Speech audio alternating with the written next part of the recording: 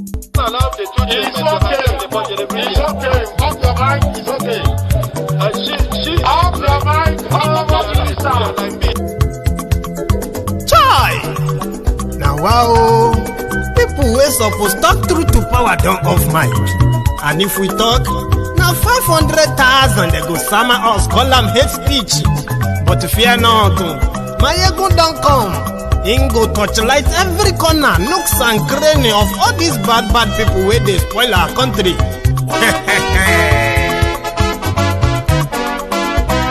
So my people make we loud, oh, yo, yo.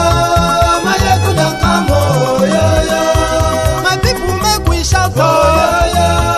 Maiyegun don't come, oh, yo, yo. Maiyegun don't come, man of the masses, oh, yo, yo. Maiyegun don't come, oh, yo, yo. Maiyegun diary Politico, yo, yo. Maiyegun don't come, oh, yo, yo. This one not the off in mind, oh, yo, yo. Maiyegun don't come, oh, yo, yo.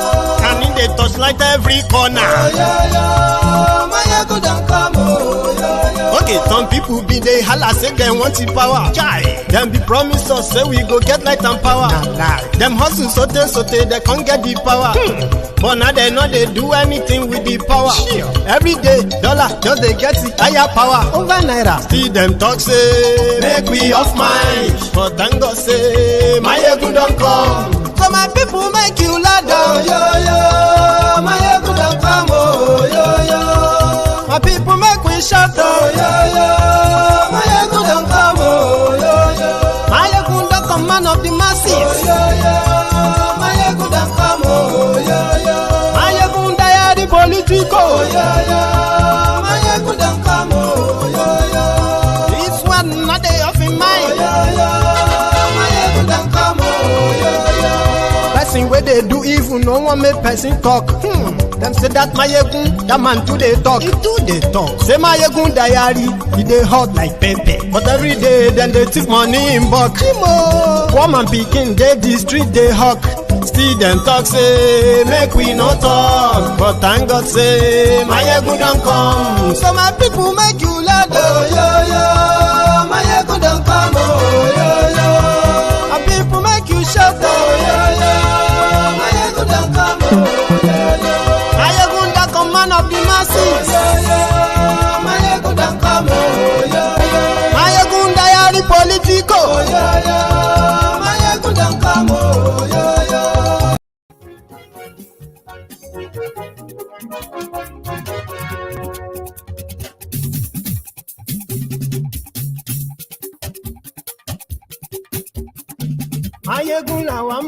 Good afternoon to you, good morning to you, good evening to you, from wherever you are joining us from. This is Maiyegun live. Maiyegun làwa mọ̀ tó dòdòdò. Maiyegun diary, Maiyegun ti dé o, ọ̀rẹ́ ará ìlú. Maiyegun diary, lórí Facebook, lórí YouTube. Maiyegun diary, gbogbo bó ṣe ń lọ ni Maiyegun já wa sí. Maiyegun diary, àṣírí ọ̀jẹ̀lú kì í bò níbẹ̀ o. Maiyegun diary, bó bá ṣe eré àní Maiyegun máa wí. Maiyegun diary, ó sì tún ṣe eré wàá gbọ́ níbẹ̀. Yeah, thank you so much for joining me from wherever you are joining from. This is Maiyegun's diary Politico, popularly known as the TOT, the Temple of Truth.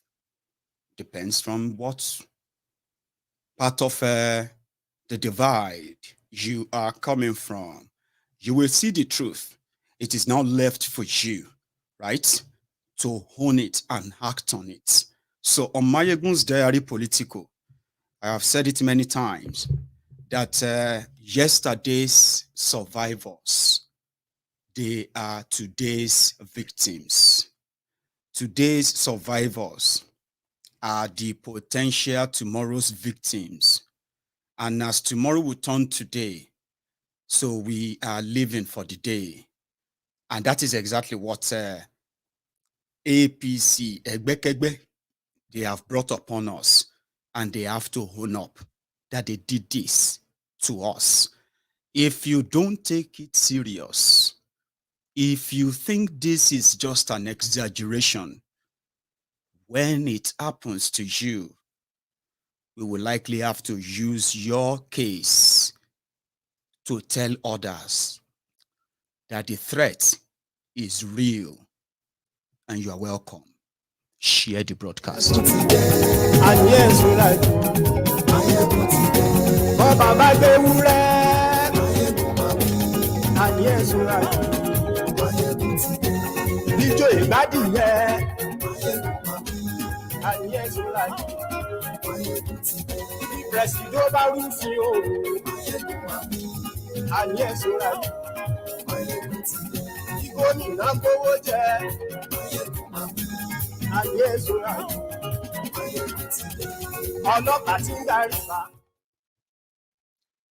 They said that in Yoruba, tí ikú ilé tí ò bá pani, tòde ò ní pani. That is to say, with if not for the enemy within, the enemy without, we never have any chance on us. In Yorubaland today, we have the Omualis that are so convenient in using the left finger to point at their father's house. Their house is burning. These Omuale Jatis, they are chasing rats. And here we are. We have been invaded. And those who facilitated that are the same set of people who are now promising to continue from wherever Buhari stops.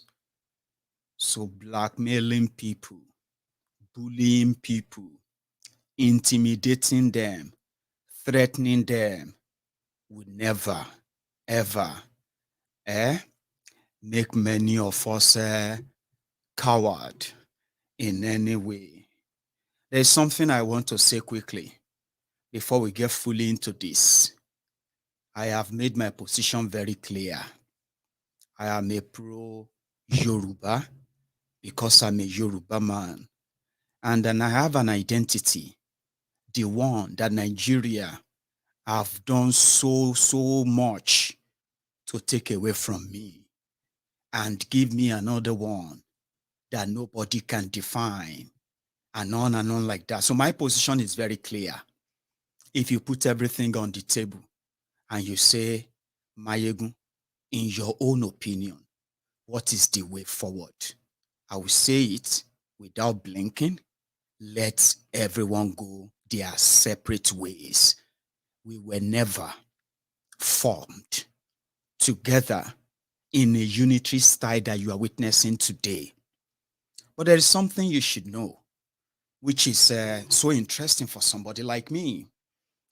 Knowing that whether na PDP, whether na APC, whether na whatever, anything you want to pick, none of these roguish groups called parties care for anything that has to do with Nigeria. If they ever cared, at least we would never found ourselves where we are today. But you see this obedience, I don't believe in any of your charade.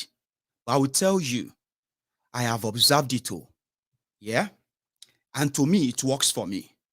If not because of you obedient, who have now become the, what do you call it, the leech? Don't let me use that. You have become the, what do they call them? This big insect that is now biting the scutrum of the giant.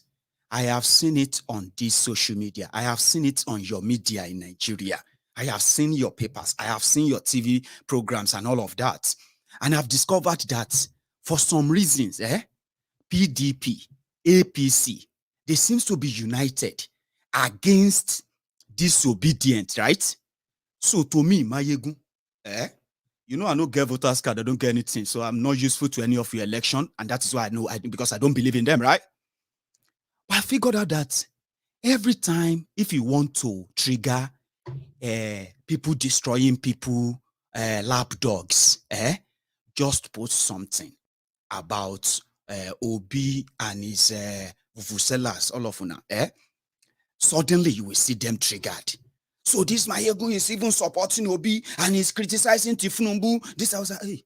Then you will see, you will see APC, Egbekegbe. You will see people destroying people. They will be agreeing that you see this Maiyegun is a confucianist. Why is he posting Tifnumbu? So to me, obedient. They are the proper. What do you call them? They are the proper. Hey, there is a word for it. When you want to tease people. Because if they are not there, today, you see these people destroying people. APC, Egbekegbe, Al-Qaeda People's Congress. When we talk and say, these people will not save you, this old Nigeria is fraud, this and that, they will be shouting, go and form your own party and come and fight us.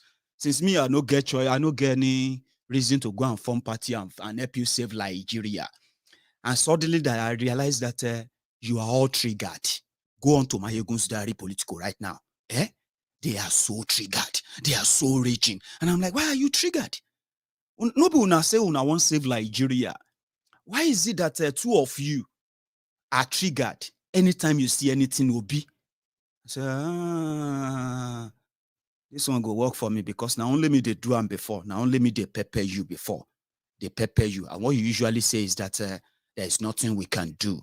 You are comfortable. Now that I realize that others can make you uncomfortable enough to make all of you go mad, go religious, divisive, go tribal, and all of those things that could, I'm like, APC, PDP versus the obedient, you could hear more from us. Because you know what? Our position is very simple. If you want to see peace, progress, as a country, we will sit together like this and say, you know what? Let's decide. Do we really want to live like this? Or may we go our separate ways? Abi? And they said, no, it is non-negotiable. So what do you think I should do? I should continue to warn you about the danger. All of you are no different. Whether na obedient or whether na articulators or articulated demorons or whether na the Buhari idiot or the Lagos about, all of una, to me, you are the same thing. So on my platform, when I want to trigger una, when I see the APC, Egbekegbe gathering, I bring them there. You will see the obedient come. You will see the articulated morons come. They will begin to bash the APC, Egbekegbe. When I see the articulated morons in their gathering, when I see the articulators and the rest of them in their gathering, in their hundreds or thousands, I bring it onto my platform. You see the obedient come there. You will see the Lagos Abobakus come there. And they will be tearing themselves apart. And then to me, I'm like, all for what? All for one Nigeria. When in every of your action, you have always been proving me right. You are not one. We are not one. And moments like this, they are meant to expose your hypocrisy. Igbos don't want to see Yorubas. Yorubas don't want to see Hausas. Hausas don't want to see Igbos. Fulani don't want to see this or that. Christians are mindful of Muslims because of your politics. And guess what? You are saying the most horrible, horrific things to yourselves simply because of your religion or where you come from. But guess what? Maiyegun that is reminding you that stop lying to yourself. See, you are not one. No. If everybody go their separate way in peace, you will realize that you will respect yourselves more. Yorubas will respect the Biafrans more. The Biafrans will respect the Hausas more. The Hausas will respect the Jaws more. You know why? Everybody knows their own boundaries. There is nothing like one Nigeria that is today sending the innocent Yorubas to their early graves after many of them are selling their properties selling their own inheritance, selling their lands, only to go and pay ransom to terrorists who have now occupied Yorubaland. And you look at me and you are telling me that I'm confused. You think I'm confused, and you don't think all of you are so confused, Abi? When you go on to different platforms and you hear them, you can see the division among them. You can see the hatred. You can see how they loathe themselves, right? Simply because of their choice of who they think will make Nigeria better. And I'm like, why? Why? People are dying. Now they look for who to blame. And then they look for who to continue. Something happened last week. Before I even get to that, right? APC, Egbekegbe, people destroying people. They have destroyed and ruined everything that makes a country a country. They have now made Nigeria a totally failed country. Not from my mouth only. I'll start with this guy before I go in, because something happened last week. It will break your heart. Are you in PDP? Mr. President, the solution is very simple. Today, there are a lot of when the party. Did you see Remi Werekwe? Remi Werekwe beside Yemi Smart Adeyemi. They don't want anybody to talk about it. Now, them won't become your next leader, Abi. Don't worry. There is this man. You remember when they killed a German returnee in Igangan? You remember that time? A German returnee, Dr. Aborode, who returned from Germany and then started a mechanized big farm in a Igangan area, and then came under the attacks of the Fulani terrorists in those areas. Yeah? He went there to report to the Aseriki. He never made it back. They killed him. They also kidnapped the son of the king of that same town, Igangan, and they collected over 4 million naira as ransom from the king of the land where they are keeping their captives. Do you remember that? Today, that farm that German Yoruba returning started is more or less dead now after they killed the owner. He went back home to create jobs. He went back home to grow food, to help fight food insecurity. But he paid with his life. Here is another man. Today, his name is Gbenga Owolabi. He is the proprietor for Tana Suits. If you have been to Ogbomosho, very well. I know some of you know this story. Yeah? So if you have been to Ogbomosho very well, Tana Suit or Tana Suit, I don't know how it's pronounced, but Tana Suit, an hotel in Ogbomosho, the owner used to live in America. According to what we heard, his family and every one of those who were like when he was building this, they are in America and they are Americans. He returned back to Nigeria. Not that he just returned, though. He's been there doing business. He built hotels, right? And because of the situation of Nigeria today, where people are living the lie and in denial, yeah, he got kidnapped last week. Oh, man. I'm going to play you the audio conversation between his kidnappers and his family members who were negotiating the ransom to pay to the kidnapper. But before I play the video, just to give you the context of this level of terrorism in Yorubaland. We have currently, we have more than 3 sets of terrorist groups in Yorubaland right now. The first set, they were those that used to, to herd cows, and they usually walk about or herd their cows, with a stick. Due to the insecurity in Nigeria and the immunity conferred on the Fulanis, especially the Fulani, armed herdsmen, suddenly the Fulanis with cows in Yorubaland, they have started, they started carrying AK-47 guns. But it didn't start today.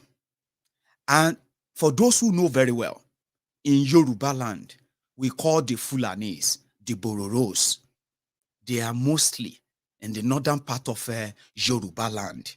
That is, if you are going to, if you are in your state and you're going to Oyo, Ogbomosho, and you're going to Shaki, and then on and on like that, you are going to Kwara, you will see a lot of them there.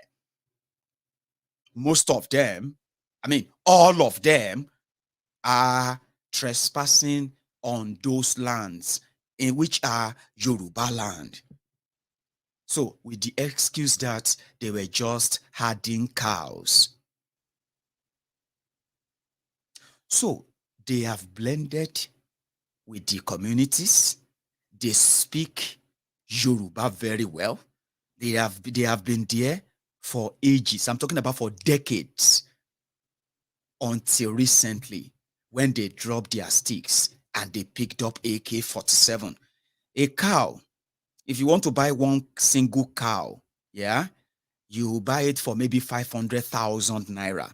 Okay, you can buy it for more, right? So these guys are now carrying AK-47. How many cows are they going to sell in a single year that will fetch them 100 million naira? So that simply means they will need, if they have to buy one single cow for 500, right? So you're going to need how many? You're going to need, let's say 10, 100. You're going to need like a 1,000 cows to make 100 million naira, I believe. So how many of those Fulanis are selling those 1,000 cows each? So once Buhari cleared the air for them, they just switched into kidnappings, robbery, and many other kind of crimes. And they do so using their expertise, their understandings of different communities in Yorubaland. They have the map, we have been told. The second set of terrorists in Yorubaland are the ISWAP, Boko Haram terrorists, who are migrating mostly on their bikes down south. They have no particular destination, while even some of their big men using their own trailers to transport these, this directionless army of northerners down to the southern Nigeria. And we have been told that there are cells that are going to become active soon. So where are we now? The Fulanis considered Yorubas as animals that they can pick anytime they want, kill it when they want, or catch it and sell it off when they want. Okay? So that's what they have turned us into, including many of us who believe that you have something right now. You have small money. You are honorable. They give you one policeman. They follow you about. And to you, anyone calling your attention to this madness, calling you to speak out and don't be politically correct anymore. People are dying. You consider them as enemies, inciting people. Then who incited the people that kidnapped this hotelier last week? Who incited them? You know what happened? They have been monitoring this man. They have been following him. These Fulani terrorists, they have been watching and following him everywhere. When they got their chance, they went straight into his hotel. They grabbed him, a young girl, a student of Ladoke Akintola University of Technology, LAUTECH Ogbomoso. I think I'll get you a name. Her name is Racheal Opadele. Let me show you her face. This is Racheal. Racheal Opadele. She's working as a waitress in that hotel. As a part-time job. She's a student. ASU is on strike. She is doing a part-time job. But she's dead now. The terrorists who came to pick, the terrorists who came to pick Chief Owolabi, the hotel owner, they took her too. They took two of them into their forest in Yorubaland. They now call the family. We would take 100 million naira from you. And the family were like, where are we going to see that? What are we going to sell? Please. They said, if you don't bring the money, we are going to kill him this evening. It is a very traumatic phone call. You know what happened at the end? The following day, after the phone call, the family took 5 million naira to the location that the kidnappers gave them in Yorubaland. So when they got there and they gave them the money, one of them became angry according to the reports. One of the kidnappers became angry, pulled out his gun and shot Gbenga Owolabi, the victim. And they brought out this lady, Racheal, and they shot her too and killed her. The person, the family member who took the money, the ransom, they dragged him down. They shot him and killed him. The bikeman, Okada man that took them there, they told him to calm down. They shot him in his leg, one of his legs, and they told him, go and tell the families that we have killed them. And that's the end of the business. They took the money and they still killed them. People were making phone calls. The terrorists know that nobody is going to come for them. Nobody is going to look for them. They were receiving phone calls. If DSS is looking for you for saying something about Tifnumbu, if their DSS want to get you now for saying something about Buhari, they will track you down this evening. What time is it?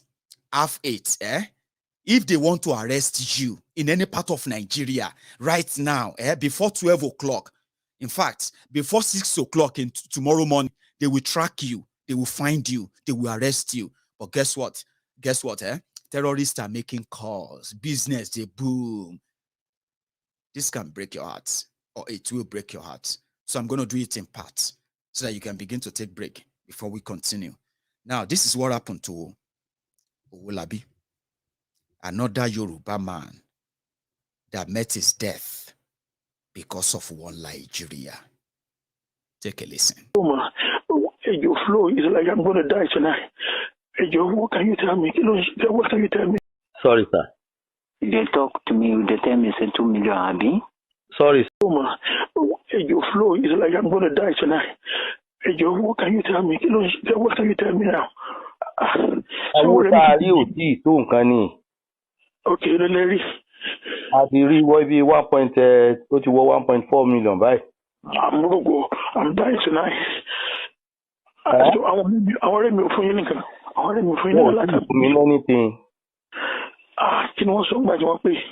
One thing, when I'm $1 account to pay for me low.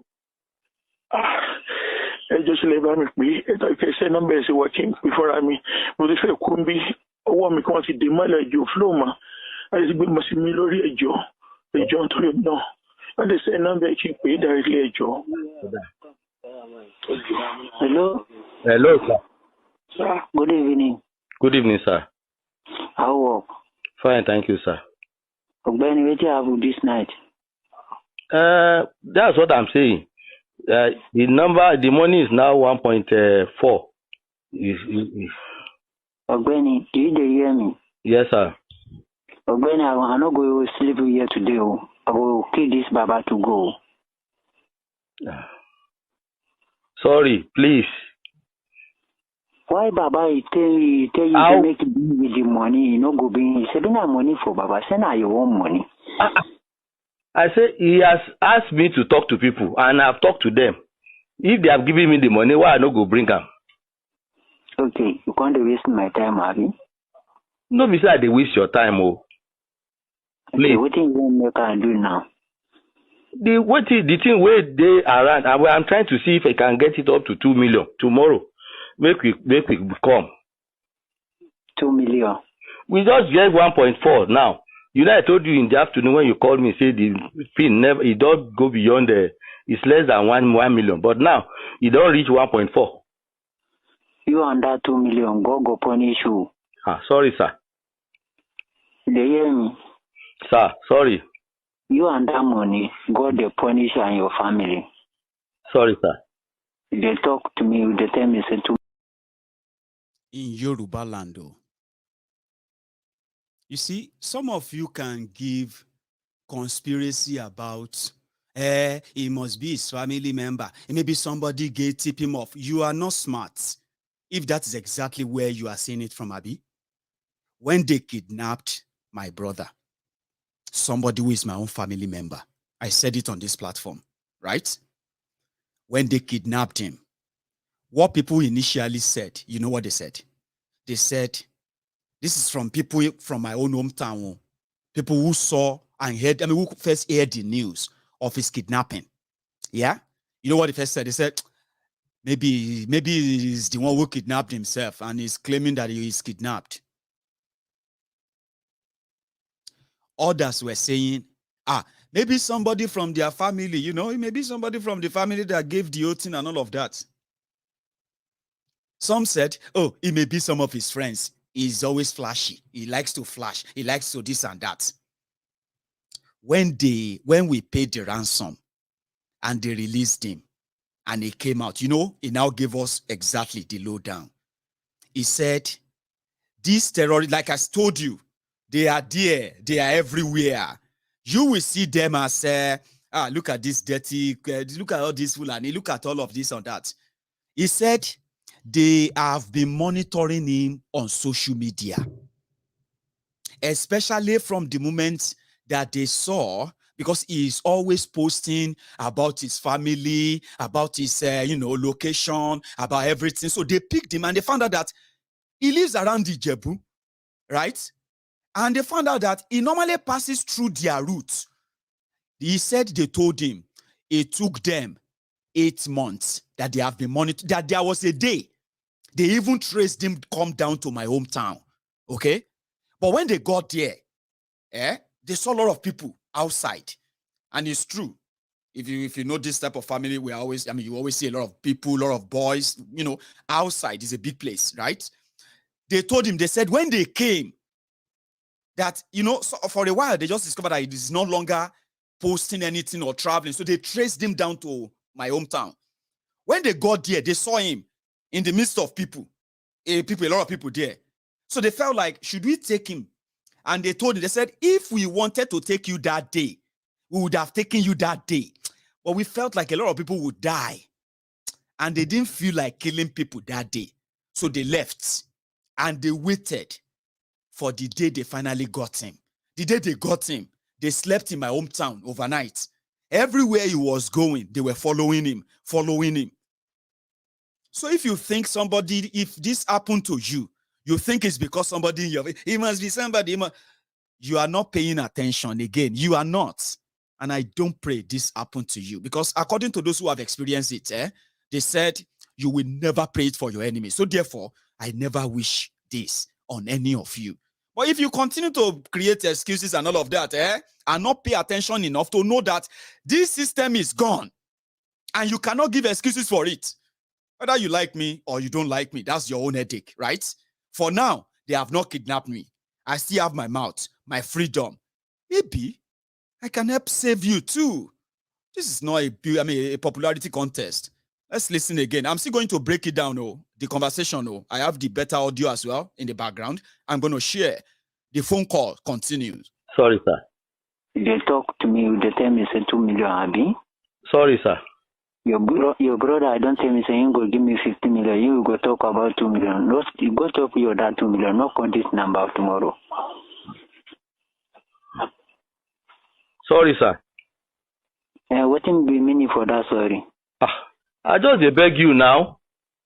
Now this ability they do for you. I said the man where they there with you. We say he get the money for hand. If you say he get where the money they, maybe I go just go by there, I go pick up. The bank they take loan, they do the business. So for me now to get the money, I just talk to people to help us.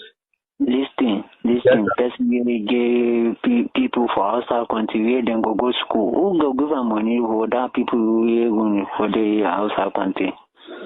Those friends where they outside country, I don't talk to them. They say they go call me. I never hear anything.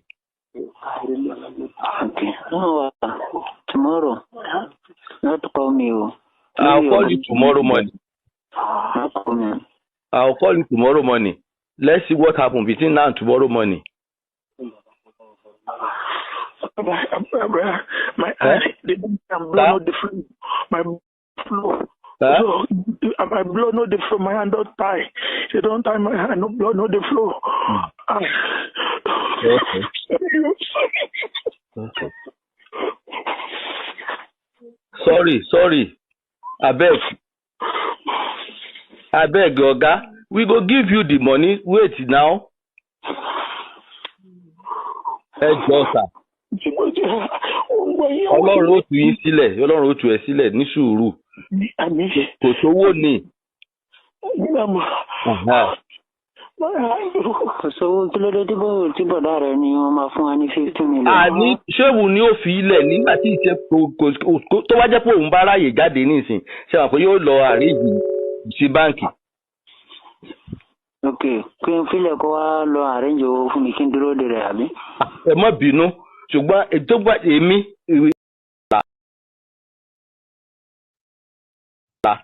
nta bá rí kákó wá, mo fẹ́ kẹ́ ẹ ràn wá lọ́wọ́ ni. Kò lè kó síbú yìí fún mi máa sọ̀rọ̀ ọ̀rọ̀ 20 yìí fún 30 ẹ̀ máa dẹ̀bẹ̀. Kí yẹn tó bá di 5 naira wà láàlè gbà torí tó ṣe bára mi ṣe fún. Ẹ dákun, n kò síbi tówó yẹn wà ẹgbẹ́ yìí náà ẹ mọ bí ìlú ṣe rí. Ẹ mọ nǹkan tó ṣẹlẹ̀. Ẹja pàmò yìí, tá bá pàmò yìí, a máa wá wo ẹni tó máa jẹ owó yẹn ká wá kò ní sẹ́yìn kí òun náà ká rí mu. Kò lè jọ agbára wa. Ṣé mo how many years la fi tẹ̀lé máa yìí tá a fi rí mú jọ ẹ̀? Ẹ mọ bínú. Àní ẹ jọ̀ọ́ ìjọ wo ẹ jẹ́ bàbá tẹ̀ rí bíi 3 tàbá rí 3 láàárọ̀ ọ̀la ẹ jẹ́ n kó wá fún yín. Ọlọ́run ràn yín lọ́wọ́. Ọlọ́run jẹ́ ẹ tún rẹ́ lù míì ẹ tún rí míì. Kò ní dáa fún yín. Ọ̀dà mọ́ bínú. Kò dẹ̀ ní dáa fún fámìlì yín kò sì wáyé. Ẹ ṣe. Mo sọ fún kò í ṣe ọ̀rọ̀ 20 ẹ̀ ń sọ fún mi ọ̀rọ̀ 3 àbí. Ṣé bí tówó bá wà ní nígbà tí ṣe pówó yẹn wà. Ẹ gbà ẹ sọ fún bọ̀dá yín kó má bínú kó dé ọ̀run. Ẹ dákun. Jẹ́ máa bẹ̀ wọ́n tó wọ̀ yìí ẹ gbìyànjú everything. Ẹ dákun ẹ tú ọwọ́ yà á rèé sí ẹ. Ikú rẹ̀ ò ṣe yín láǹfààní.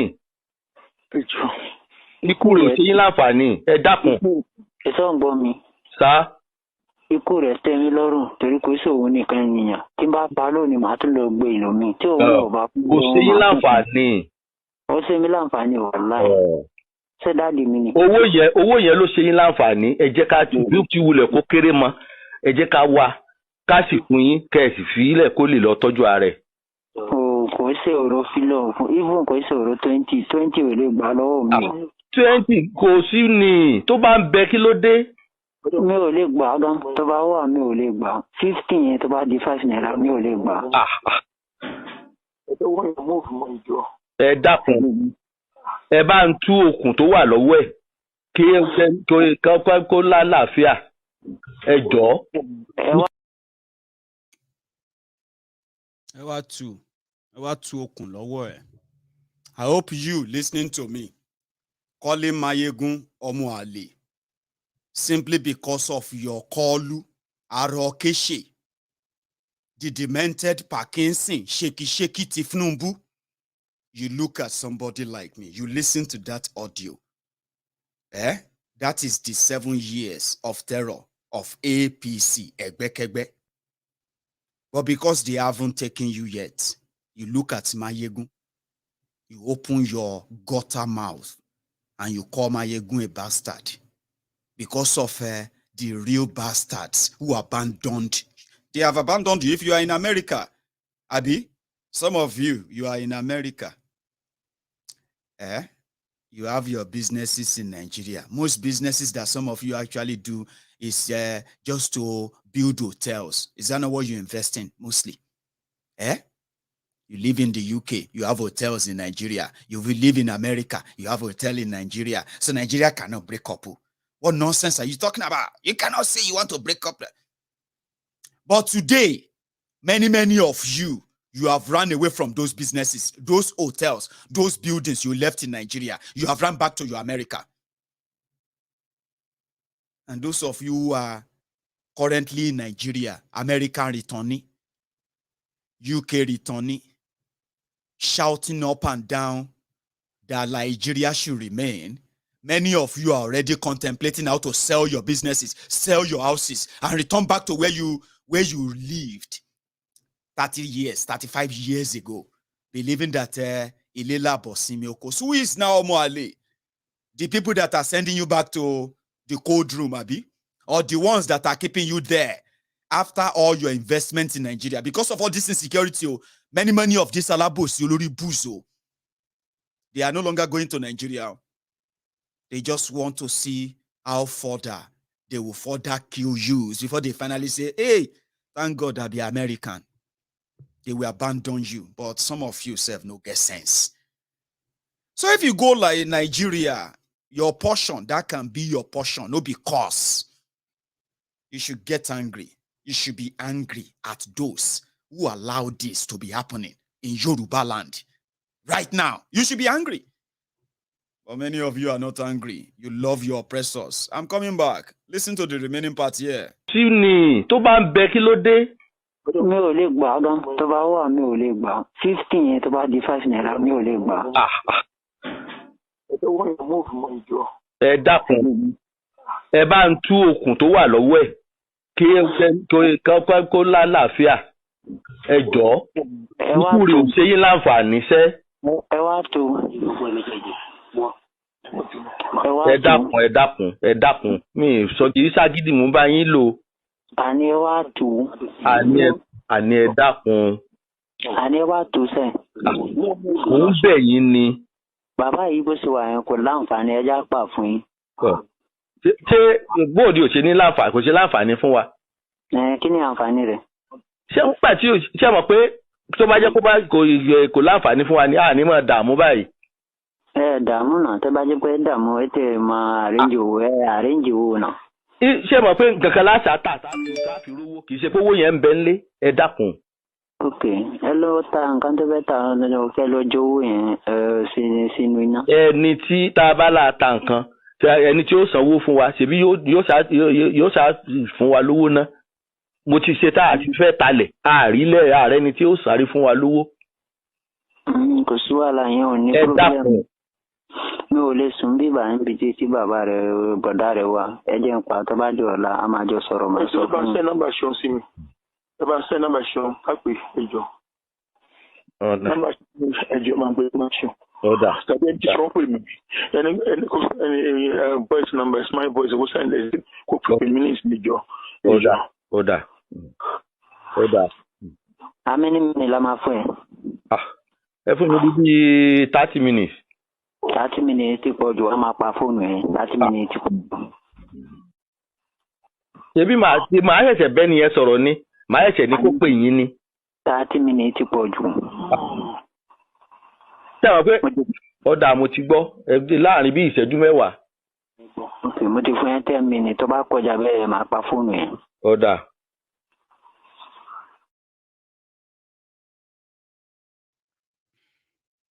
Okay. Now, I am going to play the audio in the background for my non-Yoruba speakers, my friends who don't understand everything they said in that audio. Okay, so let's take a listen again. The phone call.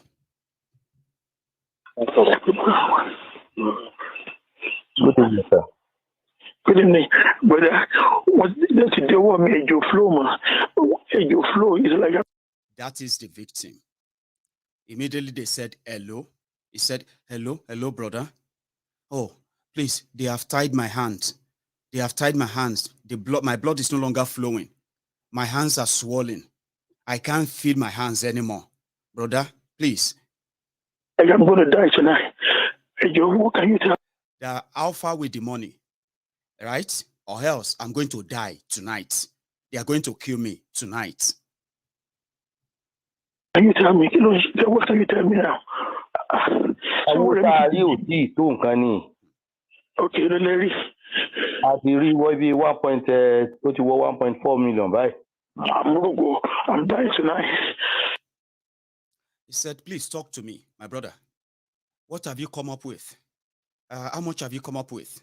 The brother said the money we have found, the money we've found, right, is not enough. And he said, how much have you found? The brother responded, 1.4 million. Then the victim responded, I'm dying tonight. I'm going to die tonight. The fear of the reality of they're going to kill me. That's it. I'm going to die tonight. And that's exactly what they did to him. Continue.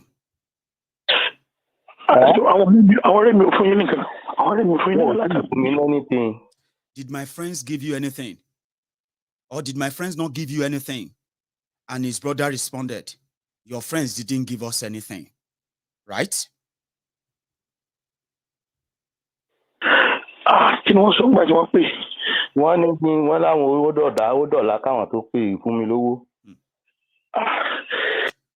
Again, he asked his brother, what did they say when they called? His brother responded, they said it will be until tomorrow before they can get me money. Then he sighed again, like, tomorrow. Okay. Just labor me. It's a number is working before I mean, but if it could be a woman can see the money you flow, man. I just been must be Milori Joe. The John to him no. And they say number can pay directly Joe. So again, he pleaded, can you please send me his number? Or can you send me his number and I can send a voice note to him? I can talk to him from here. They tied my hands. The blood is no longer flowing. I can't feel my hands. I'm going to die. They're going to kill me, which is what they did. Hello? Hello, sir. Sir. Now, this is the terrorist holding him on the phone, speaking to the brother. Sir, good evening. Good evening, sir. How work? Fine, thank you, sir. Ogbeni, what you have this night? That's what I'm saying. The money is now 1.4. Ogbeni, do you hear me? Yes, sir. Ogbeni, I'm not going to sleep here today. I will kill this Baba to go. So, that is the Fulani terrorist speaking the broken English, the pidgin. He started with Ogbeni Alpha. That is, what's going on? The brother responded, it is the same thing I'm saying to him. We only have about 1.4 million naira. Then he replied, he said, then I'm going to kill him this night. That's it. If you're not going to get me what I'm demanding, we will kill him tonight. Listen again. Sorry, please. Why Baba tell you to make it with the money, go bring money for Baba. Send her your own money. He said, the brother responded, please, sorry, sir. Then the terrorist continued. What is your problem? The Baba said you should bring money. You are not bringing the money. Is it your money? Right? All of you who are big men, they don't know, say some of you are facing economic crunch. Now, when they kidnap you, they go no say you are not as rich as the old people are seeing you. Since you are still able to put fuel in your car, since you are still able to drive them all around, and you can still give some people token 5,000, 1,000, 2,000. Many of you big men, you have businesses, you are suffering, you are struggling. They have their inflation and everything else. They have affected you to the point that you are facing serious economic crunch. Now, one single kidnapping away from you experiencing what this man experienced. Money. Continue. I say he has asked me to talk to people, and I've talked to them. If they have given me the money, why I no go bring them? Okay, you can't waste my time, Abi. No, besides they waste your time, oh. Okay, what do you want to do now? The thing where they around, I'm trying to see if I can get it up to 2 million tomorrow. Make we come. 2 million. We just. So he said, you are wasting my time. What is all this? I'm going to kill your brother. Please don't kill him. We are doing our best to make sure that we raise enough, and then by tomorrow, how much? 2 million. And it was like, 2 million. Are you mad? We just get 1.4 now. I told you in the afternoon when you called me, say the pin never, it don't go beyond it's less than 1 million. But now, it don't reach 1.4. You and that 2 million, God go punish you. Sorry, sir. They hear me? Sir, sorry. You and that money, God they punish you and your family. Sorry, sir. They talk to me, they tell me say 2 million, Abi. Sorry, sir. Your brother, I don't tell me say you go give me 50 million. You go talk about 2 million. How many cows do you think Fulani will sell to make 2 million naira? And how many years do you think they will raise the cow that will fetch them 2 million naira? Now, they are now dealing in human cows. They have now turned Yorubas to their trading cows. One Yoruba man, 60 million. One Yoruba woman, 60 million. One single family of 2 or 3, 100 million. How many cows do you think Fulani will raise? For how many years before they will make 100 million naira selling cows? Now you know why they abandoned the cows for kidnappings. Continue. This is a Fulani man, Bororo, talking about millions. In Yorubaland, of course. You go talk with your dad 2 million, not call this number tomorrow. Sorry, sir. What will be meaning for that, sorry? I just beg you now. Now, vis-a-vis they do for you. I said, the man where they there with you, don't be say you get the money for hand. If you say you get where the money they, maybe I go just go by there, I go pick up. The bank, they take loan, they do the business. So for me now, to get the money, I just talk to people to help us. Listen, let's really get people for outside country where then go school. Who go give them money for that people who are going for? Do you know what he is referring to? That is the Fulani man trying to make the brother know that I know your brother. Okay? Some of us, we grew up in this community as Bororo boys. We know your brother. We know the rich people in Ogbomosho. We know rich people here. We know rich people in Oyo. We know the family we get money here. We know who we can target. We grew up here. We know you. We know that your brother has family abroad. How is he sending money for their school? How? Do you think we don't know? We know everything. So if you think this is a joke or something, I will kill him and I'll go and capture another person. That's exactly what he's trying to play off there. Yeah. in case if you don't have an idea what he's playing at, he's referring to his family abroad. What about his family abroad? Can't you call them? When he's sending his children abroad and all of that, how is he sending money to them? So call them now. That is the Fulani telling the brother, listen, For the outside country. Those friends with the outside country, I don't talk to them. They say they go call me. I never hear anything. Somebody is asking, how do they know all of this? Shebi na una when una don't make small money. Abi, the next thing, you need a very, very strong Fulani or Hausa boy to come and be your guard. They are very good. Find me one Musa from Niger. Find me one Abubakar from Borno. And they call.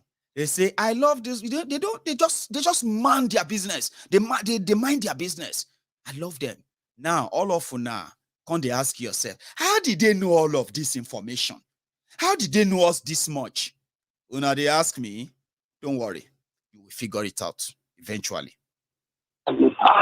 No, tomorrow. Not to call me. I'll call you tomorrow morning.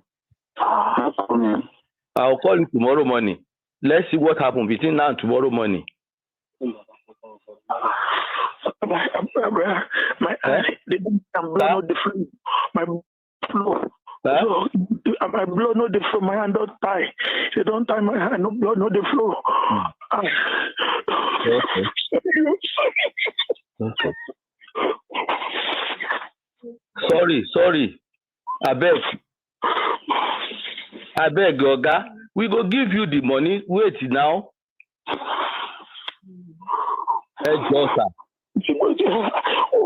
Ọlọ́run ó tú yín sílẹ̀, Ọlọ́run ó tú ẹ sílẹ̀ ní sùúrù. Kò sówó ni. That's the brother telling him, Oga, please, loosen the tight rope. Please, we will pay you. We'll give you the money. Please. He's in pain. He said this, please help us loosen that up a bit. Tomorrow we'll pay. Please. In Yorubaland. Yoruba. All of you will believe say something like this can never happen in Yorubaland. Ever. It's impossible. They cannot try this nonsense in Yorubaland. Which world are you living in? That is your brother. That could be you. That person could be me. And what did your politicians do? What did your government do? What did many of you do? Absolute nada. Continue. So,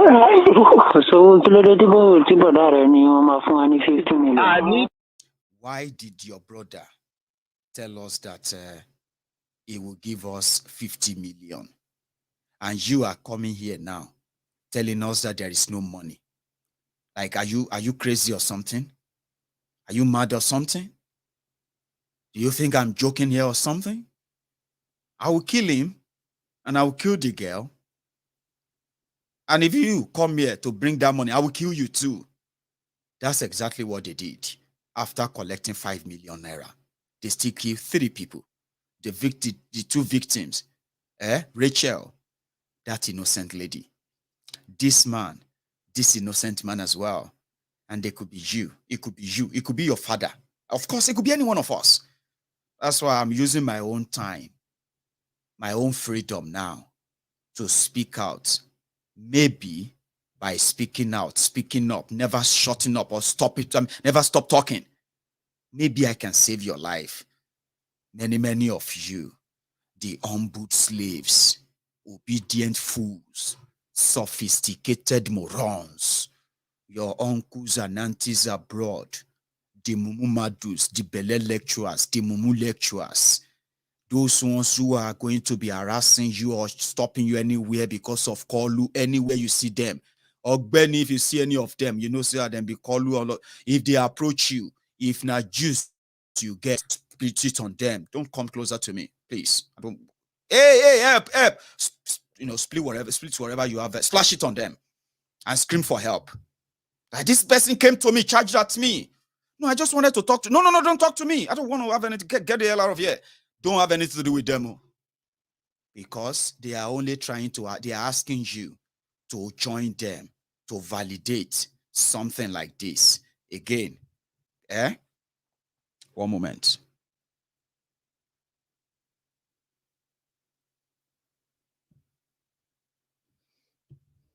So if they approach you or in whatever form, just run, I will say. So let me bring that back up and we continue our listening. So one moment. And meanwhile, where are we? Yeah, we will take a short break, and then you can take a moment as well to, just break away from this whole stress now for now, okay? And when I return, we would continue. Let's do that. A moment.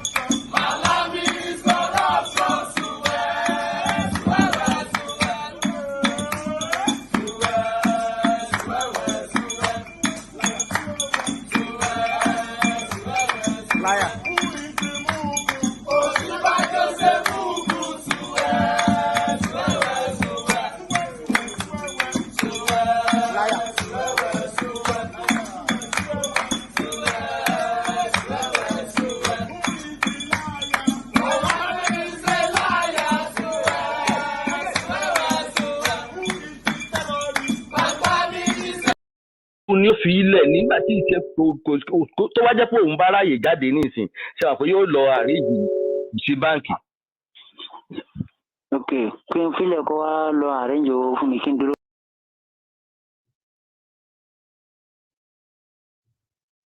de rẹ̀ àbí. ẹ má bínú ṣùgbọ́n ètò èmi àwọn èèyàn tí mò ń pè wọn ò tí ì sẹ́ǹdì kankan sí mi ni. màá tún gbìyànjú. kí ni solution tẹ́lẹ̀ ká ṣe báyìí? ṣé ká pa ní àbí ká. ẹ má pa. So let's continue. From that conversation there, the brother was still pleading, please, we are doing our best to get the money, okay? Please, give us a little time, all right? We will do our best and bring you the money, you know? And then he asked, okay. So what do you want me to do now? Should I just kill him now? Or what do you think? The brother. One moment. Ìjàdùjòyè apààyàn lọ́la láàárọ̀ ọ̀la nǹkan bá rí kákó wá mo fẹ́ kẹ́ ẹ ràn wá lọ́wọ́ ni. Kò lè kó sínú ìfún ẹ máa sọ̀rọ̀ ọ̀rọ̀ 20 ìfún 30 ẹ máa dẹ̀bẹ̀ kí yẹn tó bá di 5 naira wà láàlẹ́ gbà torí tó ṣe bá. Said okay. If that is the case, just make sure that when you come here tomorrow, don't come here and talk about 20 million, 30 million. If the 50 million is short of 5 naira, they will kill him and they won't accept the money. So when he was calling the money 20 million, 30 million, the brother was like, like, man, there's no way they're going to kill this man.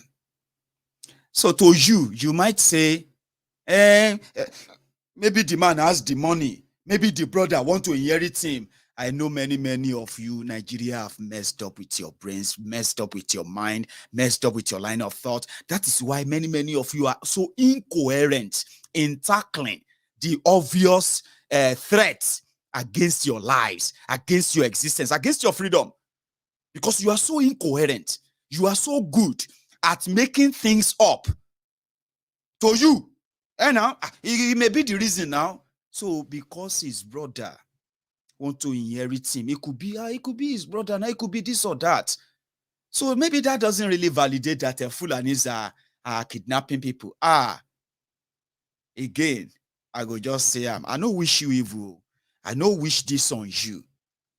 But when it happens, if you become a victim, now so I go use your story to teach others like you who love to make things up. And in that case, in the process, they water the seriousness, the seriousness of the problem. They water it down. They play it down so that they can move on until you will become a victim. I don't wish you that, but I would just say I wish you what you wish yourself. Right? It's like, do you want me to just kill him? Because all these things, I don't even know why I'm doing all this talking. I can just kill him and forget it. God will not turn you to killer. Please don't kill him. We'll bring the money tomorrow. Please. God will help you to help us. Please. Begging the terrorist. One moment. You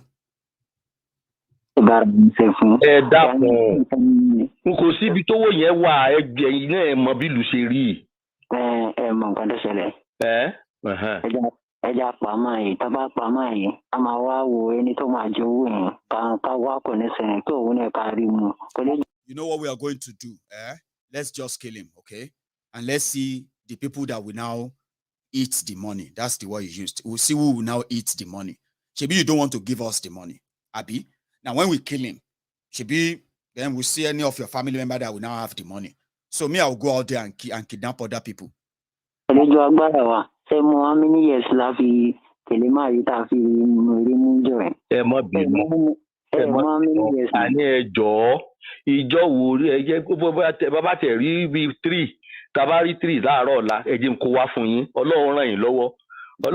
maybe if we see 3 million, I'll bring 3 million to you tomorrow. Please help us. There is no cash anywhere that will make up that 50 million. We can't even get it. We have done our best. Please. If we say 3 million, we'll bring that to you tomorrow. Listen to his response. To me. You hear him? Omo Yoruba. Agbo. Ofo ma shemi. Emelumi ni o she. Eshu ma shemi. Omo elumi ni o she. What happened to that omo elumi? She that omo elumi. Iyan o leje lorun. And that is why majority of you are today jumping up and down for the same rogues, criminals who brought this upon you. Because to you, at least nobody you they affected now. What is your business? Say now you then kidnap me. Say now you no get work ni. Say now you no get money, this or that ni. At least you are still better. You are still managing. Waiting concern you. Now only when hand touch you, you go come to stream. Hey, help us. So this country is a very, very bad country. This country is blah, blah, blah, blah, because I can't touch you. No be so? Person where they negotiate for your own brother. If they tell be kidnappers, you will see others now. We are many here you can capture. Collect this one, we will they give you. This money we want to collect them. God will provide for you. You go capture other people. They go pay you. Some said he's saying that under duress. I'm just telling you to listen to the context.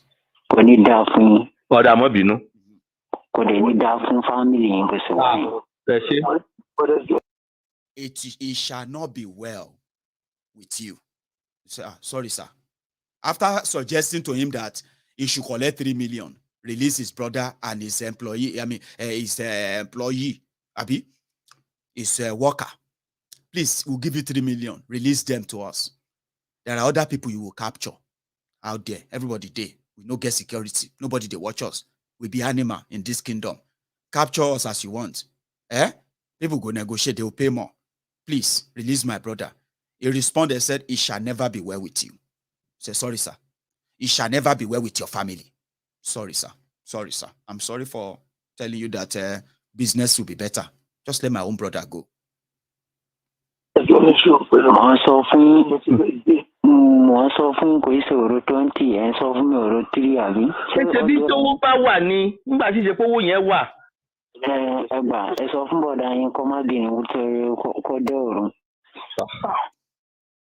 Said, are you mad? Show you the crazy. I'm asking you for 50 million. You are telling me 3 million. You know, you the mad. Anyway, it's all right, it's okay. He's telling him that, but there is no money. If the money is here, we'll take it out, and his life is more important to us. But we just don't have that cash. He said, hey, it's all right. It's all right. I'll give your brother the phone. So yeah, tell your brother that when he gets to heaven, he should not hold your hand. That like you are the one who caused his death, okay? Yeah, tell your brother that when he gets to heaven, call, because I'm going to kill him tonight. That's exactly what they did, by the way. I keep repeating it. Everything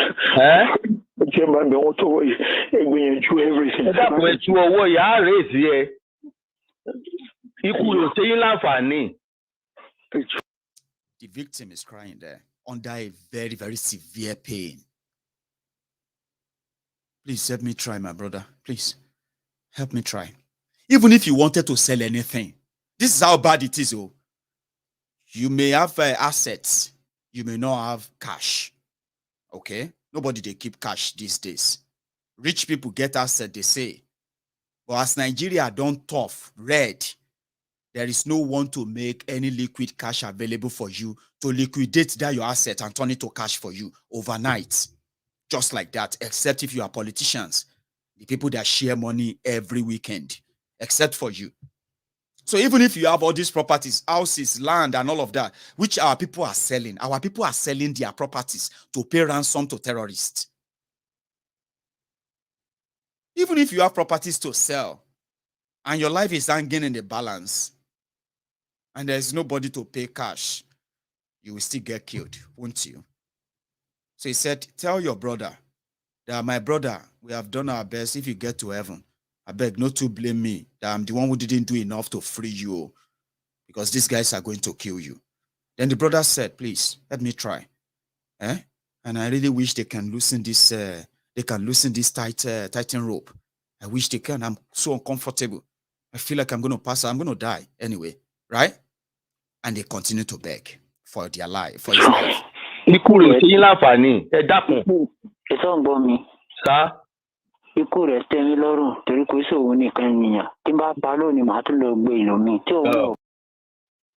brother told him, his death is of no use or reward to you. Take the money we are offering you. Please don't kill him. Okay?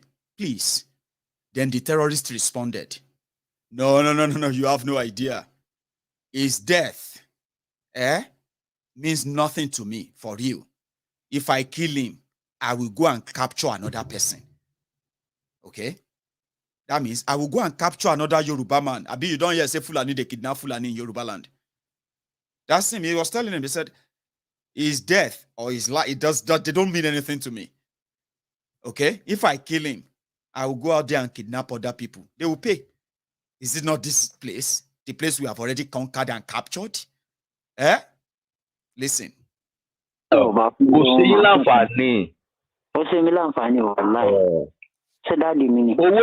yẹn ló ṣe yín láǹfààní. Ẹ jẹ́ ká bí ó ti wulẹ̀ kó kéré mọ́. Ẹ jẹ́ ká wá ká sì fún yín kẹ́ ẹ sì fi ilẹ̀ kó lè lọ tọ́jú ara ẹ̀. Kò ṣe ọ̀rọ̀ fílọ̀ fún even kò ṣe ọ̀rọ̀ 20 ò lè gbà lọ́wọ́ mi. 20 kò sí ni tó bá ń bẹ kí ló dé. Mi ò lè gbà gan, tó bá wà mi ò lè gbà. 15 yẹn tó bá di 5 naira mi ò lè gbà. Ẹ dákun. Ẹ bá ń tú okùn tó wà lọ́wọ́ ẹ̀ kó lálàáfíà. Ẹ jọ̀ọ́. Ikú rẹ̀ ò ṣe yín láǹfààní sẹ́. Ẹ wá tó. Ẹ dákun. They were begging and pleading. Can you please, at least, loosen that rope? The free flow of blood has been altered. It's going to go into spasm and shock soon anyway. Whether you shoot him or not, he's going to die if you leave him that way. Please, we'll pay you. Now they kidnap you and treat you like you are the criminal. You come out from that dungeon and you are shouting one Nigeria. Already. Do you really need any other person to actually see it that way?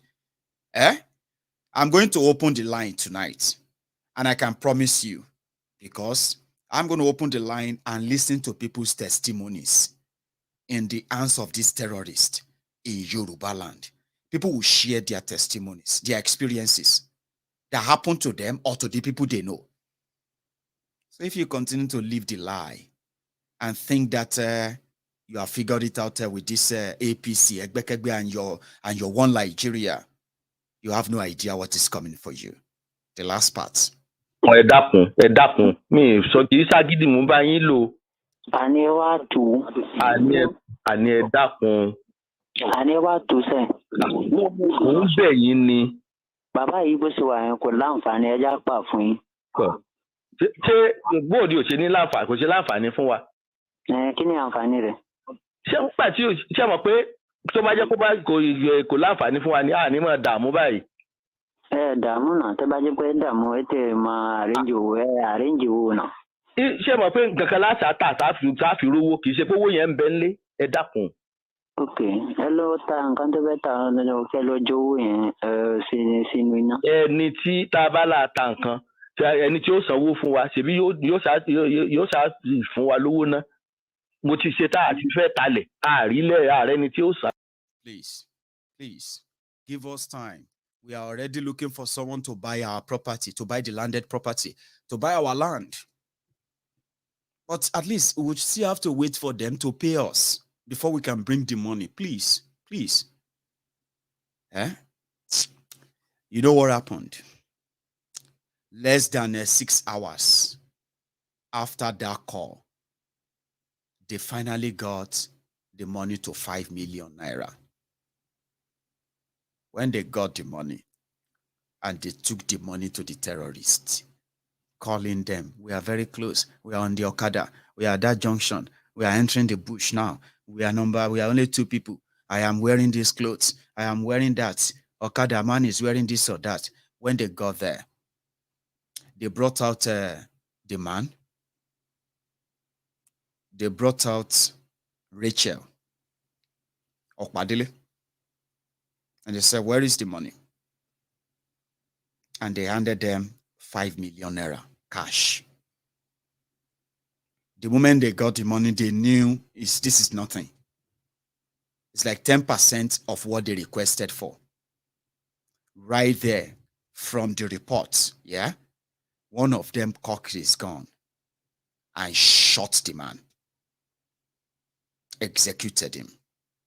Turned to Racheal. Executed her. Turned to the man who brought the ransom. Executed him. And then picked up the Okada man, the bike man. Shot him in the leg.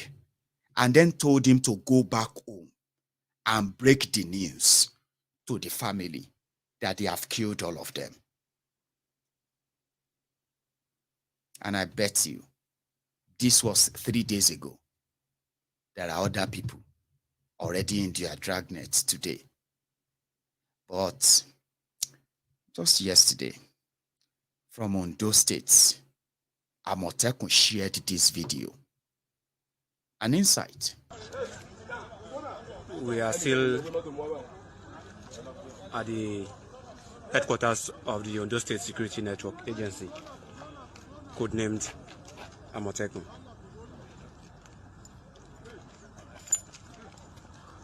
And we told you the call is parading 151 suspected invaders arrested with dangerous weapons by men of the Ondo State Security Network Agency, codenamed Amotekun, here in Ondo State. Release them, Joe. They are just innocent people who are trying to go and, they are Nigerians. They are just going, they can live anywhere in Nigeria now.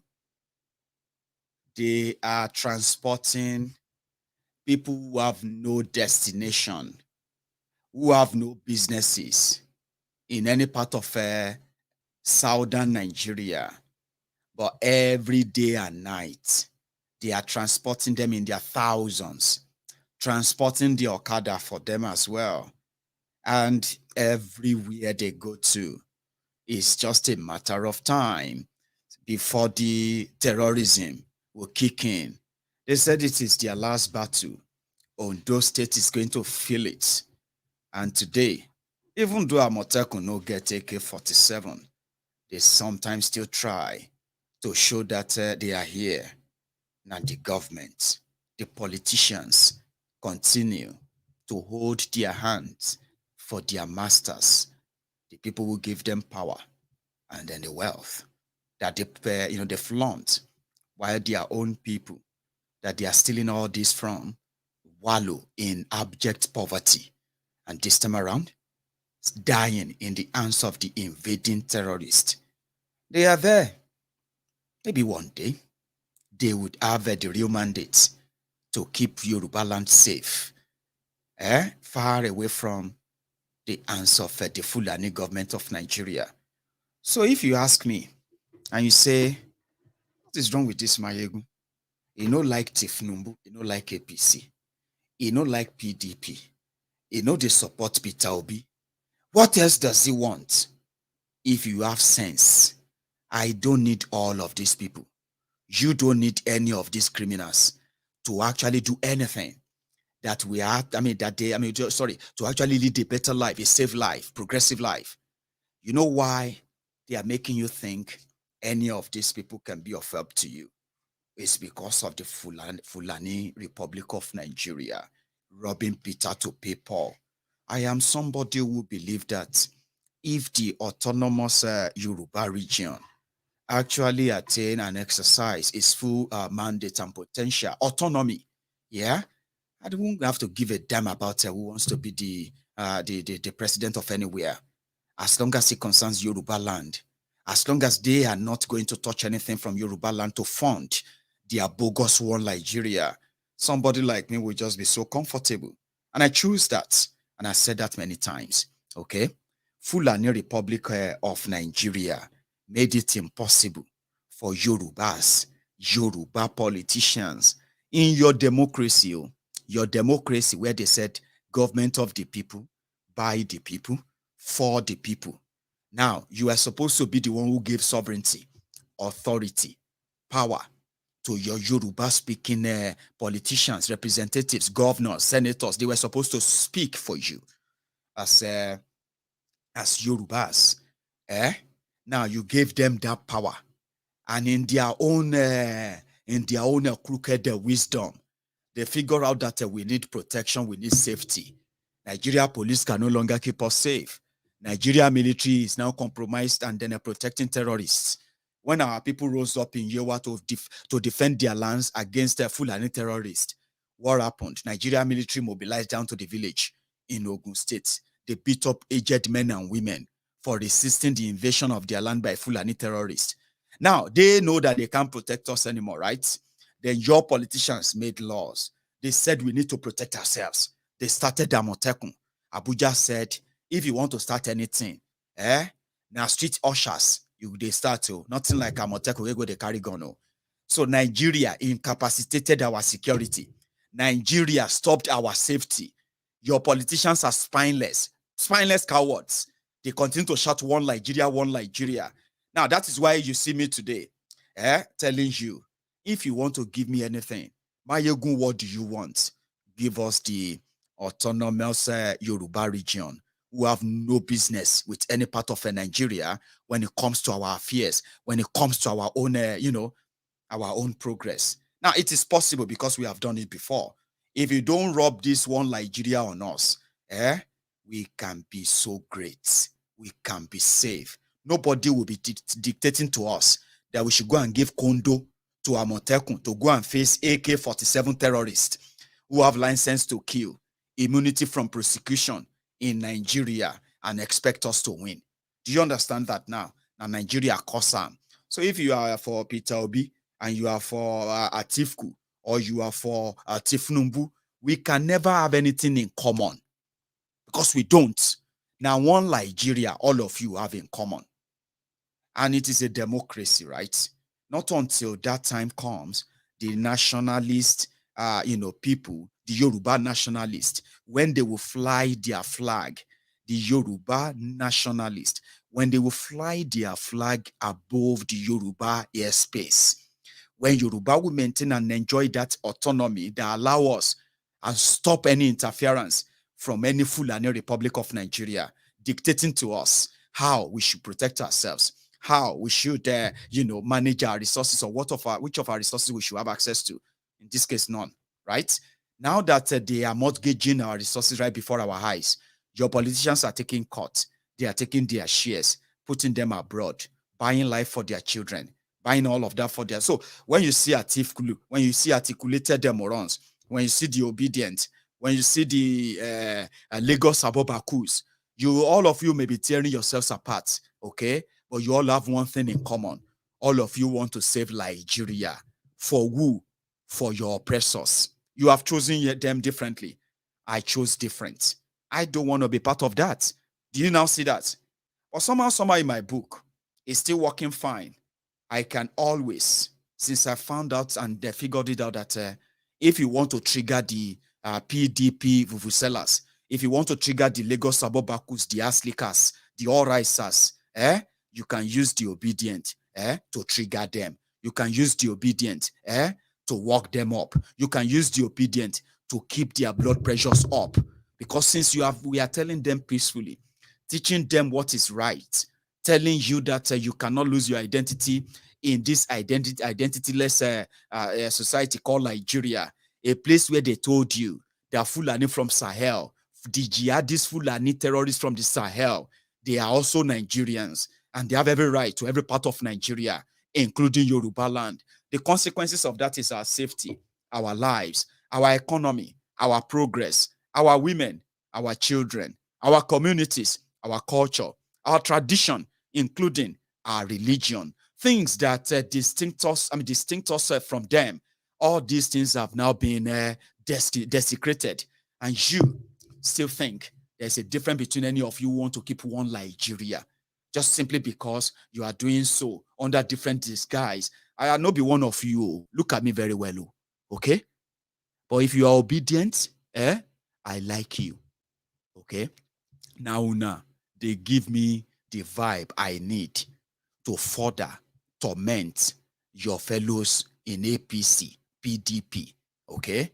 But at the end of the day, every one of you, if this is going to be an experience you need, go for it.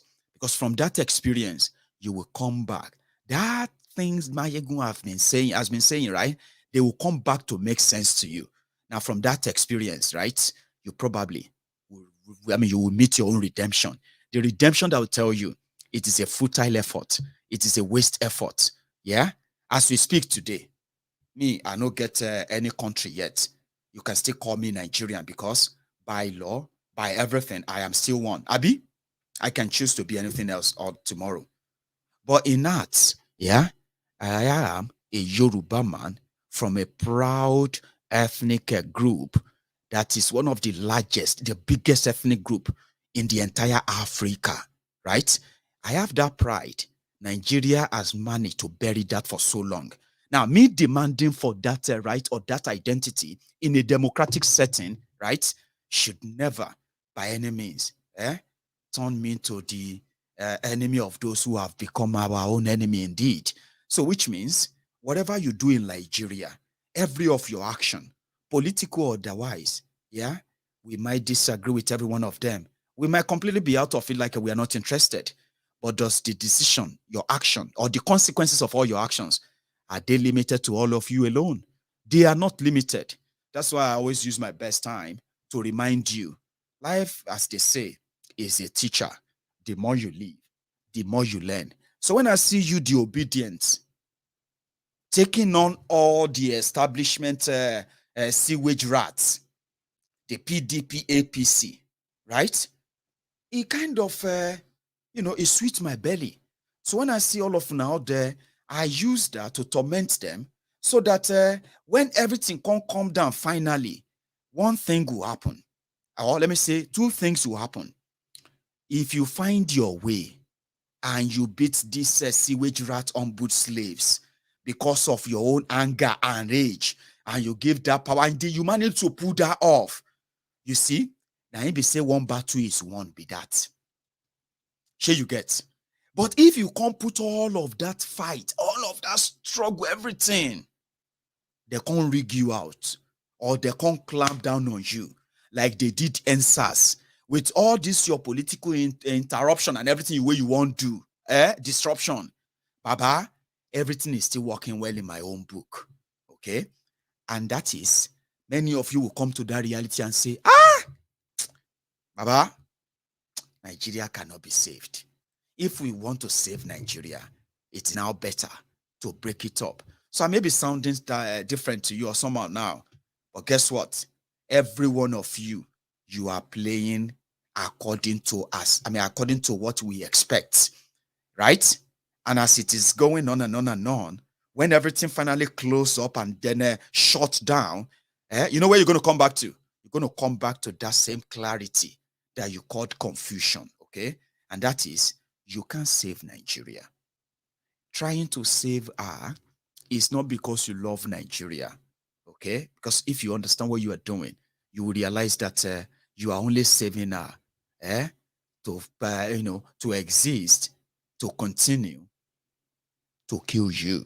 Depends on how you see that. So to me as a Yoruba man, if you ask me what do I want, I will tell you in a very straight word, leave.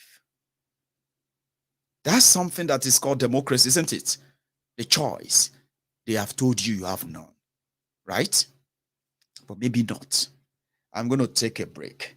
I'm going to take few calls. And you can tell me from any part of Yorubaland you are calling from, before you become a victim yourself, you probably need to speak up.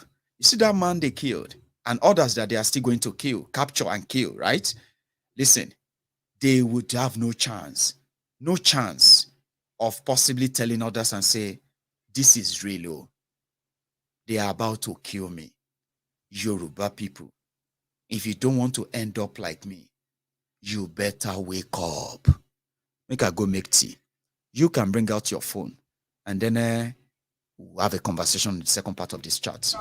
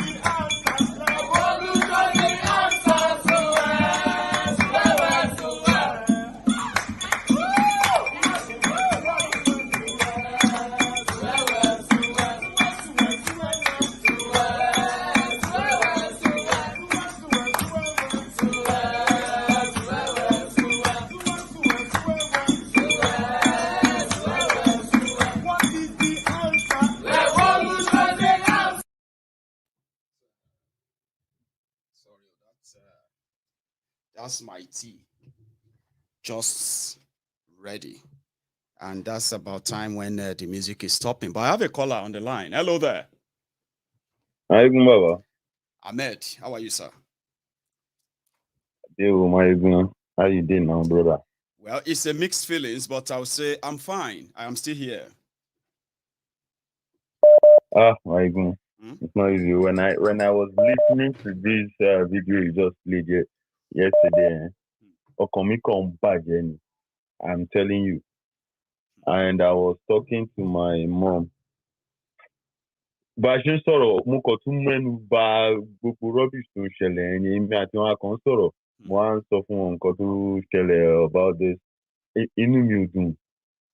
Torí I dey imagine mo ń fira mi sí irú position yẹn pé okay o. You remember ìgbà tí mo fi when I told you when I said that I fit travel that I lost in Nigeria. And now that you escaped that what happened? Abuja, Mo wá wò pé me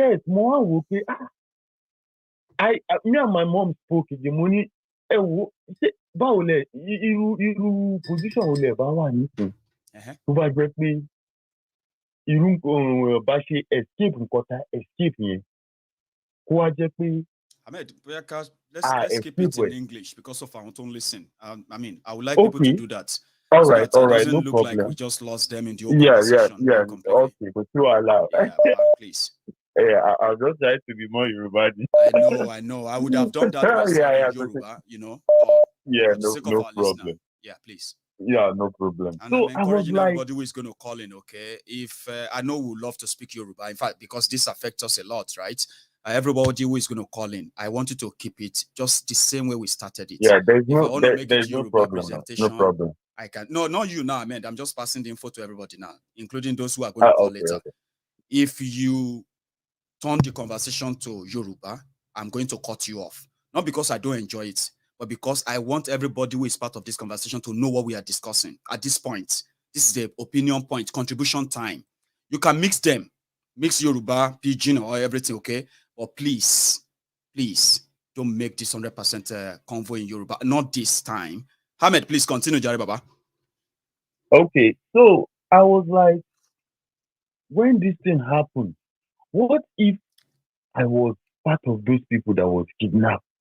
Like I was talking to my mom, I was like, how would you be feeling now? She was like, Ọlọ́run orí yọmí o mo dúpẹ́ lọ́wọ́ Ọlọ́run. I was like, nǹkan tá à ń sọ nìyẹn, ó lè happen. It can happen to anybody. Yes. It can happen to anybody. And we cannot be here and say we'll sit down here abroad for life without coming out around to come and see our one or two family. Exactly. But we coming down, we might be having that fear. If we come, what will happen? That is the kind of fear they are putting in us. And that is the reason why. That people that's the reason why. Ahmed, yes. Do you know the messages? And that is the reason. Ahmed, do you know the messages that people are sending to themselves right now in Maryland, in the US? Yeah. The people who knew this guy, this man. They were now like, do you remember this? Do you remember, you remember his wife? You remember this? They've killed him. They kidnapped him last week. They've killed him. Think before you go to Nigeria now. Unfortunately, in that Maryland, the people shouting APC, Tifnumbu, there are many there too. Continue. There are many in Maryland. Yeah. If you talk about in Maryland, you see much of them. Most of the people that are there, they are the supporters of this madman that is trying to be your next president. For what? What are you gaining? You are sitting abroad. You are enjoying good life. You are enjoying everything. But you keep deceiving people back home. What do you stand to gain in all this madness, for goodness sake? Why are people so heartless? You know these people don't mean well for the people. You know nothing good can come out of this madness. And you keep pushing it, forcing it down the throat of everyone. I tell you, they are pushing the narrative of a tribe, narrative of religion, and they are in America. I see many of them on social media. They are pushing those things. And you ask them, for what exactly, Baba? What? And imagine how this guy was speaking. I was reading comments where people were saying it can be some Yorubas. Now, so then they do we don't now. say that. Everybody has their own criminals. And now they will be making up Everybody stories. has their own criminals. Baba. You understand? And now everyone has criminals. They'll be making up stories so that at the end of the day, all of you listening, I will get to a point you just be like, oh, it be like, oh, maybe not the family, Jare. It will just downplay it. And most of the time, it is deliberate. People do that deliberately. Exactly what these politicians see, and they understand that these people are still with us. They are still we are still using them, yes. And they will continue using you. Mm-hmm. Someone posted when dollar was rising. Someone posted something on my on Facebook. Yeah. So those people in my area and stuff like that. So when he posted, he said dollar is now 4.16, and the wailing wailers will not talk about it. Then and I made a transaction whereby I used Sendwave. They now went and changed it they changed that dollar for 6.95 or so around that time. Why you go believe? You understand? And now why you go believe say 4 weeks? So I now announced screenshots. Mm-hmm. That same day that they announced screenshots, I now posted it to his comment. I say, see, come. If they're telling you dollar is selling for 4.16 or whatever, if you go to the bank, do you get the dollar? Is it that you are mad? I just made a transaction today. Look at it that I sent to someone. They went and they collected that money from the bank. They had to go and sell it for 6.95. Why would you come and keep lying to people? Nice. And this government, is this how it's supposed to be? Are you mad? If you go to the bank, will you get the dollar for 4.16? The guy now came into my inbox because he's a friend to my other brother. He was like, I don't disrespect me. The money only a buruni. Are you mad? What's my concern? If you do anyhow, even my brother mess up, I go tell him. I no send you. I no send your papa. I no send your papa. And you know nothing. You know me as I be. See, I go cut you. As I say go no moko, I just block and say I'm really niai. And I pray Nigeria, I keep praying for them. If you feel all these things, doesn't matter. I pray Nigeria happen to you. Ahmed, thank you so much. Make another one. Good to have you. And I keep thanking God on your behalf that I am not sitting down here using your story that my friend, this happened to me. But it's better never to happen than for us to experience it. It's not. I'm telling you. Ahmed, stay safe. Nice one. So make it take another one. Hopefully it's connected. Okay. Hello. Hello, my good general. Oh, hello, sir. The Prince. How are you? Yeah, my good general. I'm fine. Are you? I am fine. At least I'm here. My heart is broken down that this is happening to my Yoruba brothers. And the ones who come out and talk. We are talking about those ones whose story came out. Many other stories never made it out. Exactly, my brother. It's very, very painful. We have to think of humanity. We don't have to be thinking this person is this person is that. We are talking about human being here. That no one can create. It's only God that can create a human being. This is how they just take the life of the person. Somebody who is very, very... They just pluck him like an animal. Shot him. Oh, God. Nothing is Oh, God. Oh, God. Oh, God. What I will say, Maiyegun, is that may their soul rest in peace. Amen. We that are alive, we that are alive, we are not going to keep quiet. No. In fact, what I have seen in this very issue is that nobody gives you freedom. You must fight to take your freedom. That's right. Freedom is not free, it's not sold in the market, Maiyegun. Are you getting me? I'm with you. This is complete war. It's war on our people. It's not until they announce it that we know that they've brought war upon us. We the people are the government. We will not sit back and wait until our governors who are doing kalo with our destiny. We will not wait until our governors who are doing Bambayala to Atorok. We will not join them in that Alamajeri life because Nigeria is Alamajeri country. It's a beggar country. That's what Nigeria is as of this moment. Our destiny has been stolen away. They keep on telling us, the religious circle, that our destiny is being held down by our forefathers, our ancestral demons, ancestral dad. Nigeria is the I've been a generational sin. No, it's not. Are we? Do our sin greater than those who was trading? He was into slave trading. I wonder. Taking human beings away, throwing them into the sea for chance to eat them. Is our sin, is the sin of our father greater than those people? How many people do our forefather kill if they ever kill anybody? Those that are telling us it's a generational sin. If it's a generational sin, you know that we will be better than those who was into slave trade, the white.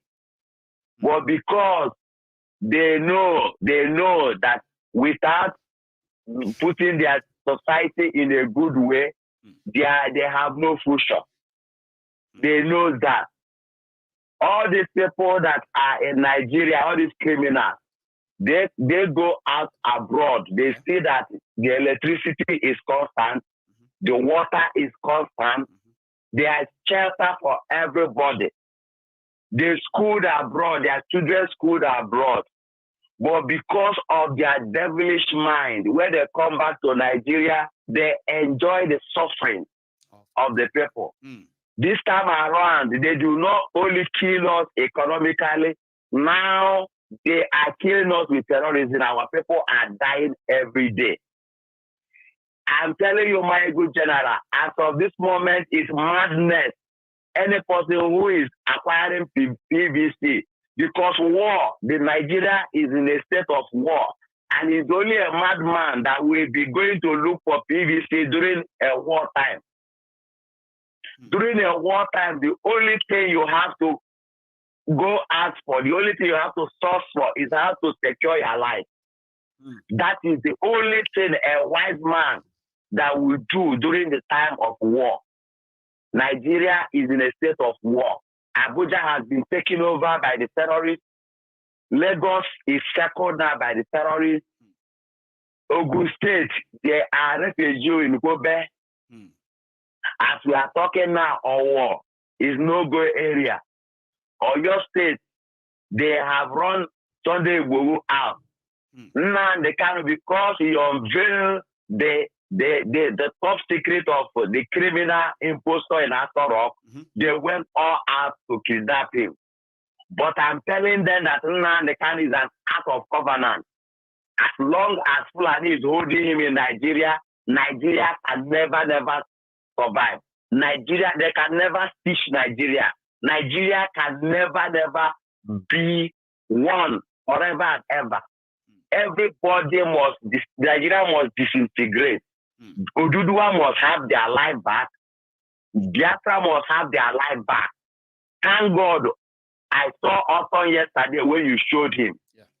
I was believing that they are silent before they were at least preparing to secure themselves. And when I saw him on that outfit yesterday, I believe, yes, they are ready to guide themselves. Everybody is how every region to guide themselves. Thank you, my good general. Let others speak, but my heart is broken tonight. I know. Thank you so much. It's broken tonight for joining us tonight as well. And then your submission is great. So thanks, Prince. So I am going to take another call, and let's see if that connects. Hello there. Yeah, Maiyegun. Good evening. Good evening, sir. How are you? Yeah, fine, sir. Let me first thank you for the opportunity given every one of us to share our opinions. Thanks for joining me. On what's currently going on in Nigeria. Yes, sir. It is very, very sad and very, very appalling You see, Ghanaians have a problem when they say, the Oko baby.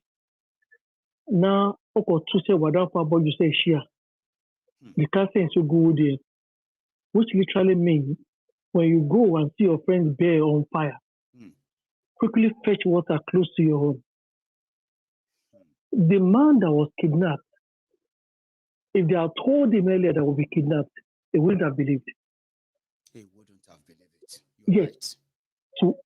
To everyone in Nigeria who is still claiming one Nigeria or thinking the Fulani are not close to them the way they are deceiving themselves. It is high time. You see, now you see the reason why they drove Oloyebo out of Nigeria. Now we know better. Now we know the reason why they arrested Nnamdi Kanu. Yes, we do.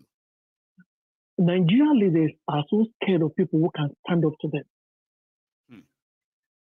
They have tried to intimidate everybody, lock everybody up in a hole. Bully those they could bully into submission, blackmail those they want to blackmail, and they are not giving up. Exactly, Maiyegun.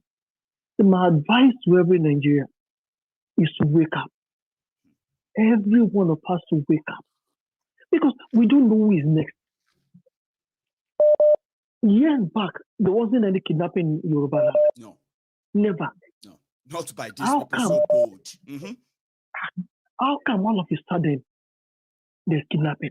In Yorubaland. And you see, when we keep quiet, they will still keep doing these things every now and then. You understand? Very soon, they will start kidnapping the Obas.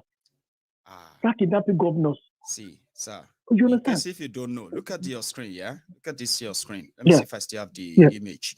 This person is a traditional ruler. If you check on your screen, give it a few seconds, okay? You will see the picture on your screen. Okay, sir. Now, you see this man, they kidnapped him and other APC chieftains in Ondo State just about 3 days ago, okay? This is a traditional ruler of a community, a Yoruba community in Ondo State. Sir, they have kidnapped more than 15 Obas in Yorubaland, and they have killed 2 in the last 5 years alone. When it comes to Obas, just so you know. Continue, sir. Now, you're negotiating with somebody for 50 million naira. Maiyegun, the 3 million naira the man was claiming that he said was going to bring to him. I lived in Kaduna for so many years. Right. Now, when the fighting in Kaduna started, my dad used to be a businessman, a very big businessman in Nigeria then. Right. Now, the house that we used to live was a 4-bedroom apartment, each with 3 bedrooms. You see, in total, we have 12 bedrooms in the house. My dad sold the house for 3 million naira. Yeah? I'm telling you. My dad sold the house for 3 million. Started, he sold all his properties for 3 million naira. 3 million naira. Maiyegun, we're shedding tears like this when we live in Kaduna. What year was this? That was in 98, 2000. Yes. My dad had about 4-5 houses in Kaduna then. It was very sad and pathetic. So when I hear of all these things, it saddens my heart. It saddens my heart. There's nothing anybody can do to save people. People are locked up in Nigeria because they've not actually had the exposure of what is waiting for them outside. That's true. You see, they tend to think that they are in the best society ever. This is what we've got, and that's what we can make do of. So we'll just keep it that way. Just like you said, if the only tool you have is hammer, we tend to see every problem as a meal. That's true. You understand? Yes. That is where they are. They believe that is the best. Until they leave that country, you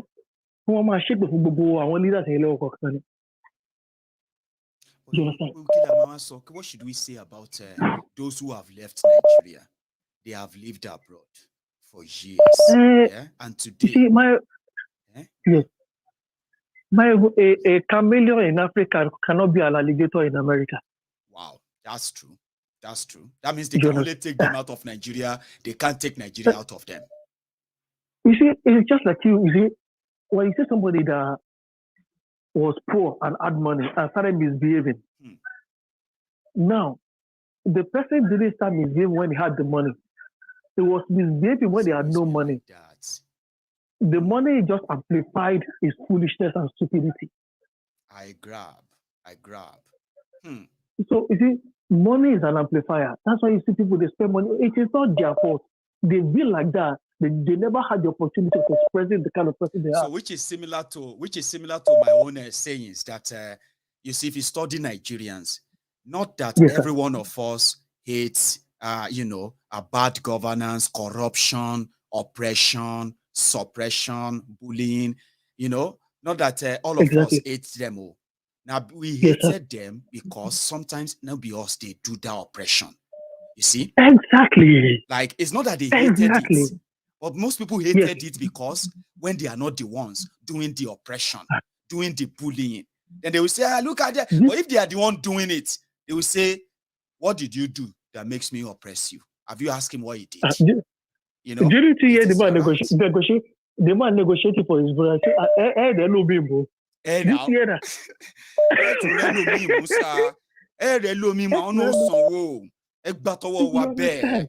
So it's not always about because people don't like that. It's because if they are not the ones doing it, they hate exactly. Exactly. That is it. There you go. That is it. Nigerians are smart. You see, even this election, I still believe that this election will not hold. There are pointers already, but if you say the way you just said it, they will be asking you questions. Why? What do you mean it cannot hold? Omo, there's one single answer. Okay, your constitution says if there is insecurity in any part of Nigeria, the government have the right to postpone the election time indefinitely until they bring peace to those regions. Now you have 6 regions in Nigeria: Northwest, Northeast, North Central, Southwest, Southeast, South. No single of this region is not experiencing insecurity right now. Then they tell you to go get PVC where you won't conduct the election. But Baba, if you say where that you way, won't conduct the election, they will say you did against them. But what can we do? And even secondly, yes, sir. Surely INEC, their website, I want you to my hack my crashing. I want you to be there here. They will attack that website for my crashing. With that. I'm telling you, why are you doing this? Now you are giving exposure. Somebody already told me that part of what the shocker they are going to put on APC and PDP is that that Buhari have signed the transmission of results, right? Like they said. Now they said, all these young boys, una go realize say even the state, even Lagos State, where una the things in a traditional home of Tifnumbu, you go lose them. But you don't give them the expo already. Hack this or that. No, but again, I'll let you talk. Baba? I won't make them prepare themselves because there's nothing they can do to stop it. There's nothing they can do to stop it. There's so much. There's nothing. See, Nigeria has no security. They have nothing to stop anything coming into it. You understand? There's nothing they can do about it, Maiyegun. The election will not hold, even if it does hold. Lagos, you don't go party when you lose in Lagos. Lose. Buhari Makoto sign a Kenya now. Go show to sign here. They don't. I will come on sorrow. They don't think. You understand? Maiyegun, it's a pity Nigeria. It's a pity Nigeria is going the way it's going. It's a pity. Sad. It's a pity. It's very sad. Well, let me take another call. It's such a pleasure talking to you. Honestly. Thank you very much, Maiyegun. Thank you, sir. Thank you, sir. Thank you, sir. I'll go to another person. Yomi Totu. Thank you very much for your super chat. And I'm going to read your super chats, by the way, before I speak to Larry. Larry, can you calm down a minute, Larry? No, Yomi just hang there. So your method too. Why are the Yoruba politicians still not saying anything at this time?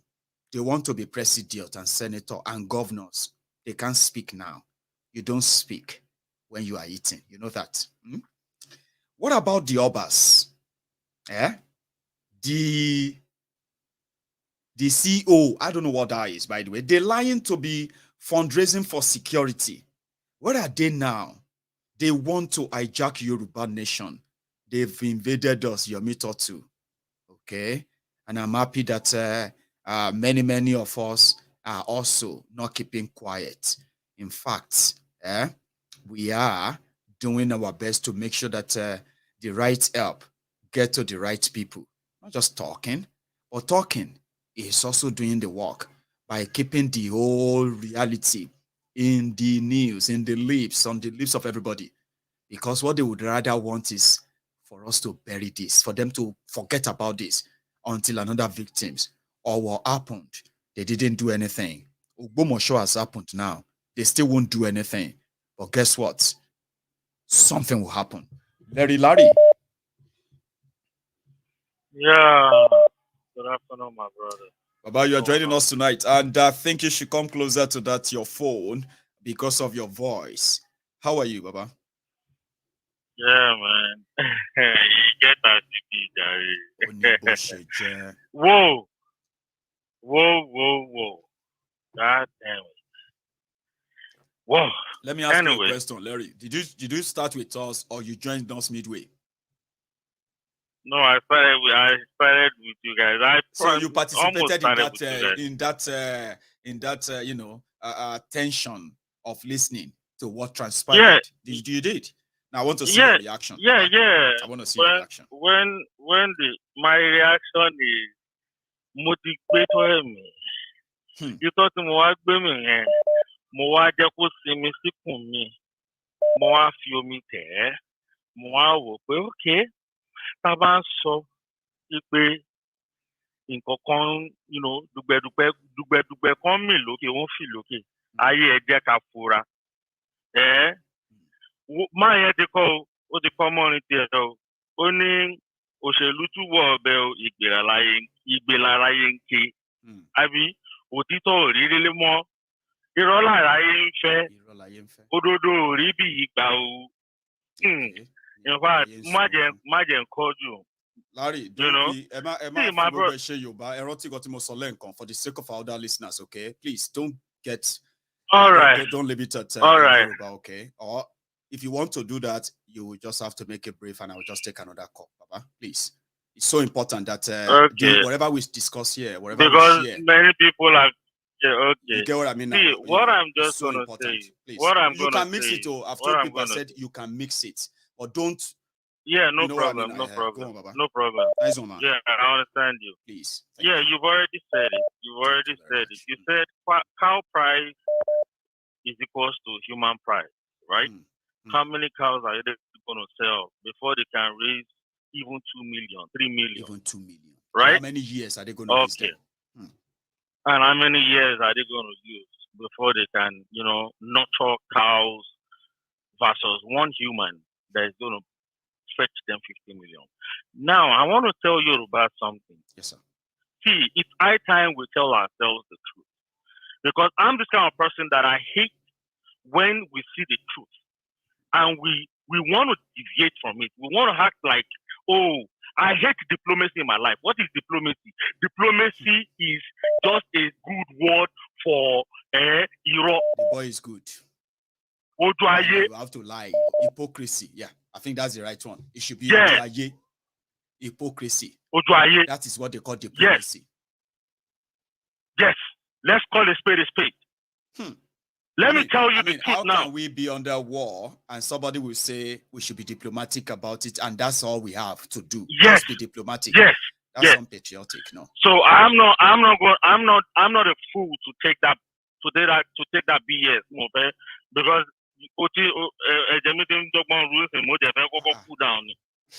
because all these things that we're saying is just the truth. I was going to say, let me land on that. Yeah. The truth I was going to say is, Yorubas, we Yoruba, let me tell you the truth now. I don't care. I'm a Yoruba man. But many of us are cowards. No doubt. Let's call it spade. Let's call it spade a spade. Don't let us sugarcoat any nonsense. We freaking know Movema because I'm getting mad now. I know. We freaking know where this. Yeah, we freaking know where these idiots are. If we count ourselves, even ordinary 1,000 people, I believe Kosini. I say, okay, we keep saying we have juju, we have this, we have that.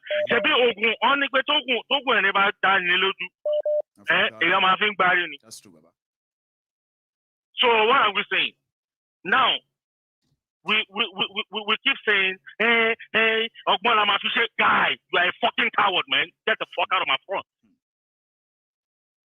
You're a fucking coward, man. Let's fucking get into these bushes and tell all our governors, fuck them, man. Are they as much as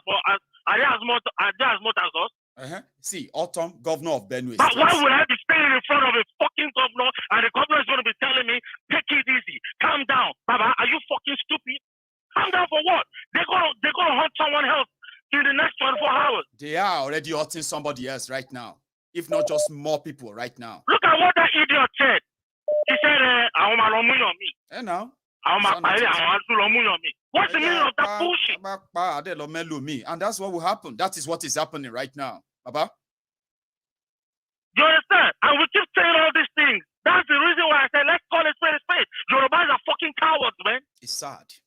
I'm a Yoruba man. But you know why I won't agree with you 100%? It's not all of us. Yeah, Baba. Baba, it's not all of us. So I know now. That's where I'm coming, because you remember that our people responded to these people. But the saboteurs among us, they cut us out. They chased them to exile. Others, they showed them pepper. Oloye Sunday Igboho rose up. We know what happened to him. OPC rose up. Okay. They went after some of them. We know what happened to them.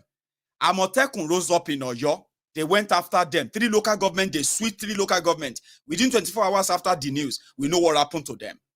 And we also know after our war, when people decided to go after the terrorists, we know what happened to them. Sure, you get nobody say we know get people who won't fight. We have people who say we must remain coward. Not like this. Not like this, my question. Okay? You are not going to fucking stay in front of me. I'm sorry to use the F word now because I'm getting hot. Sure. Okay? You're not going to fucking stay in front of me and something happened and then you keep coming back to us and you keep telling us not to hack. And when we hack, you want to hold our hand. Yes. What do we have to protect ourselves? Nothing. They call us non-state actors. Non-state actors, Fulani holding AK-47 in our forest, They are not called non-state actors. They are called bandits. But guess what? They have more. Therefore, that's my bottom line. It's getting there. You understand? You don't need to wait for any idiots to come and one stupid to come and stand in front of you. One idiotic Ondo governor to come and stand in front of you and tell you, oh, take it easy, don't go and meet them. No. So see, this is what I want Yorubas to do. If any fucking idiot stands in front of you to tell you, don't do anything, can stop our governor. Let them know that you guys are angered. It is legitimate. Your anger is valid.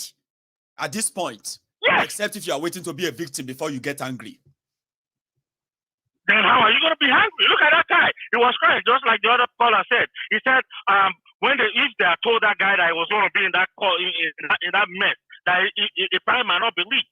And yes, of course, because many people don't believe. That is the reason why you have to always use him to took yourself first. It doesn't feel whenever anything happens. So. But we always use them as an example for others because this is real. This is life and death. They want you to see it as no big deal. But it is. And it can cost you your life. It is a continue big deal. to ignore. And yes, my brother. Another thing I want to say is These Awusas, please let us not be fooled. I hate when we keep saying Awusas, Fulanis are different. I made it software out if you could wait for another person. Baba mi ilẹ̀ Awusa ló gbé tó fi dàgbà o. Bàbá mi rí gbogbo ẹ̀ ní ò jẹ́ kí èmi lọ sí NDA o. Ọlọ́run ló mọ nǹkan tèmi ò bá ti dì nínú NDA. Torí mi ò pa nonsense. Yes, ilẹ̀ Awusa ló gbé tí tó fi dàgbà. Nígbà tí mo ní bàbá mo fẹ́ lọ sí NDA ó ní irọ́ kò ní lọ. Ó dùn mí gan mo fẹ́ lè bá but my baba tell me say no, you know wetin he see. My mama know wetin they see. Okay, mo dúpẹ́ lọ́wọ́ Ọlọ́run gbé mi débi tí mo wà nísìn. I'm with you, Baba. You understand? So let us stop helping them to sing this stupid song of Hausa Yato, Fulani Yato, Gaga. I want to tell you one thing now that my spirit told me. Yeah. My spirit just told me that idiot that kidnapped this man he has been living amongst us. And you can see psychologically from his statement when he said he has been training. Yes, he has been training this man for years. That means these are Awusas that are living. Maybe he even worked in his hotel as a megad or somebody cleaning this and that. Exactly. Maybe he even worked there. These are Awusas living in between us, in our midst. When they perpetrate their stupid act, they will now come and say, "Oh, we are not Fulanis." I'm all doing that to say now. The Berenuas not our own. The Berenuas not our brothers. Yeah, let me take other calls too. We've passed our mark and thank you, Baba, again. You know, Ọlọ́run ò lè jẹ́ kó pa ẹ́, Ọlọ́run ṣe Ọlọ́run wọ́n ti pa bọ̀bọ̀ yẹn o. Wọ́n ti pa náà, wọ́n ti pa méjì fúnra yín ni o. Racheal, wọ́n pọ̀ mọ́ yẹn. Yes. Torí bọ̀bọ̀ yẹn máa yẹ tó tún sọ pé Ọlọ́run ò lè jẹ́ kó pa ẹ́ tèmi wọ́n padà pa wọn náà ni. Ẹ má yẹ ká máa fi religion bójú o. Tó bá yẹ pé òògùn ló ní gbé síta o, kò jẹ́ kí inú ẹ̀ dùn kó òun gbé síta o. Because the time has come now o. Eléyìí Ọlọ́run ò ní jẹ́ ẹjọ́ ẹ bá mi tó ọwọ́ ẹ̀ ṣé wọ́n tó ọwọ́ ẹ̀ ṣé wọ́n pa ìwọ tó gbàdúrà fún yàn gan ṣé wọ́n padà pàwọ́ náà ẹ má tó bá wù yẹn má wake up kẹ máa fi religion tó bá jẹ́ wù yẹn kẹ jẹ́ káwọn pásítọ̀ ó kó ọlọ́pàá ó ń ṣọ́ pásítọ̀ àwọn àmọ̀jọ stíkà ló ń ṣọ́ wa àṣé kò rí pé orí wa ti burú ìwọ má dídá ìpápá ẹ̀dá rin lẹ́kọ̀ọ́ àwọn báàbù tó ń jẹ òjò gbèsè àgbẹ̀tọ̀ àbí kò gbẹ́rì tí kò gbé tí a fẹ́ jókòó tẹ̀ rà gbẹ́rì tí bá yọ píù àwòrí àárín mo mọ̀ ní pé wà nínú báàbù pé ìgbà tó fẹ́ mú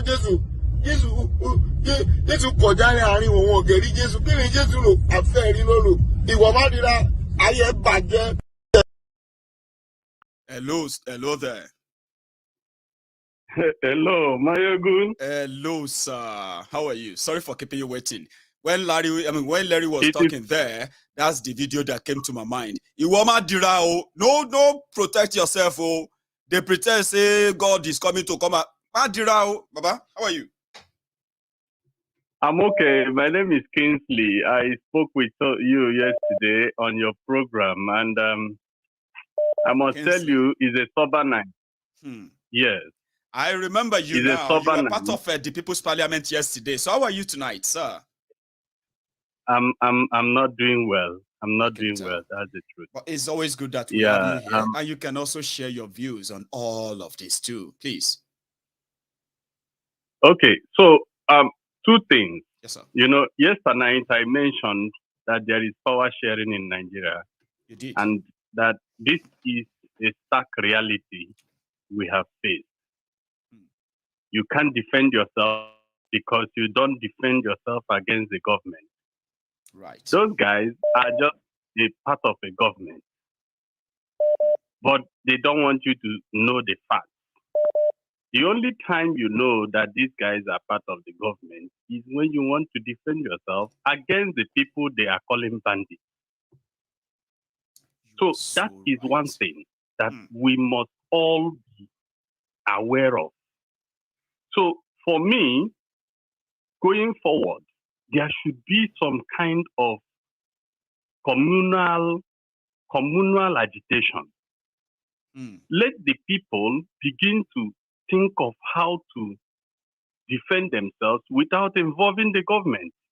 That's right. It is better that after you fought these people, you plan within yourselves, fight these people, kill them. Let the government come. It will now be about argument. They came and we killed them.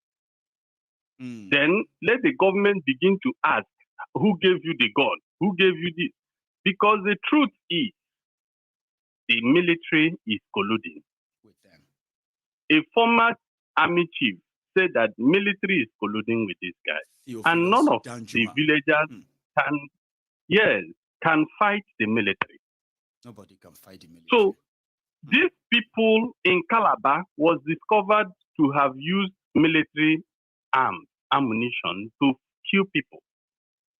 So there is a lot of military collusion.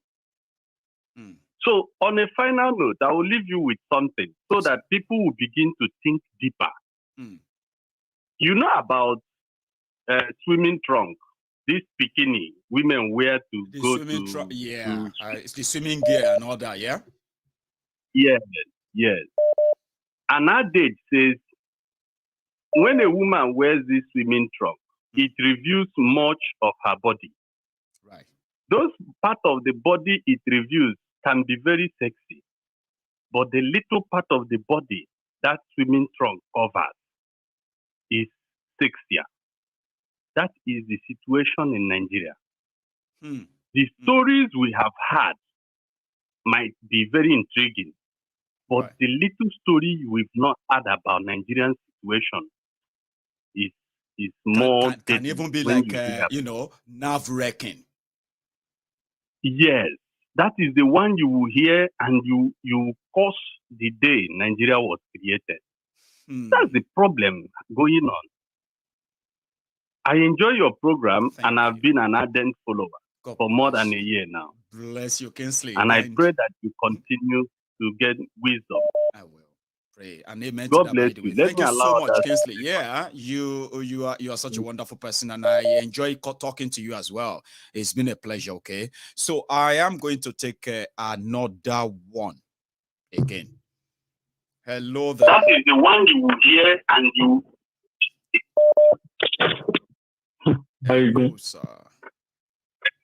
Maiyegun, Kale. This is JJ talking. Brother, I'm pretty much fine, and I like what is going on today. Brother, JJ, I will be very brief and blunt to our Yoruba brother. Every Yoruba who are born of blood of Yoruba, by sperm of Yoruba, who eat ino epa, who drink agbo or whatever, as a Yoruba blood, who refuse to protect himself locally, is a bastard. So, brother, you hear what I say? Every Yoruba who are born of Yoruba, who drink agbo, who eat ino epa, a Yoruba descendant, whether your mama or your papa, so far the blood of Yoruba runs in your blood, and you refuse to protect yourself in the name of Jesus or Muhammad, that person is a bastard. Brother, let me tell you why I say this. Please do. The story of myself. My wife had been pregnant, and there was something happening. We were about to lose it. And I smile. Brother, I'm a Yoruba man. Till they born the child. Even after the child came out, all the nurses were praising me. Brother, forget. Do you remember, do you forget about Ogbolu, the king of Ogbolu, where you coming from? During the Diya and Abacha. Did you forget the story that happened between him and Abacha? When he went to Abacha, and Abacha said he was bragging about what Diya did. And he told Abacha, he said, remember, he's my son. Yes. The Oba went back home. What happened to Abacha? Well, brother, if they don't have to open their mouth to tell you something happened there, they didn't warning. There was a confusion in Aso Rock, which is why one led to Abacha's death.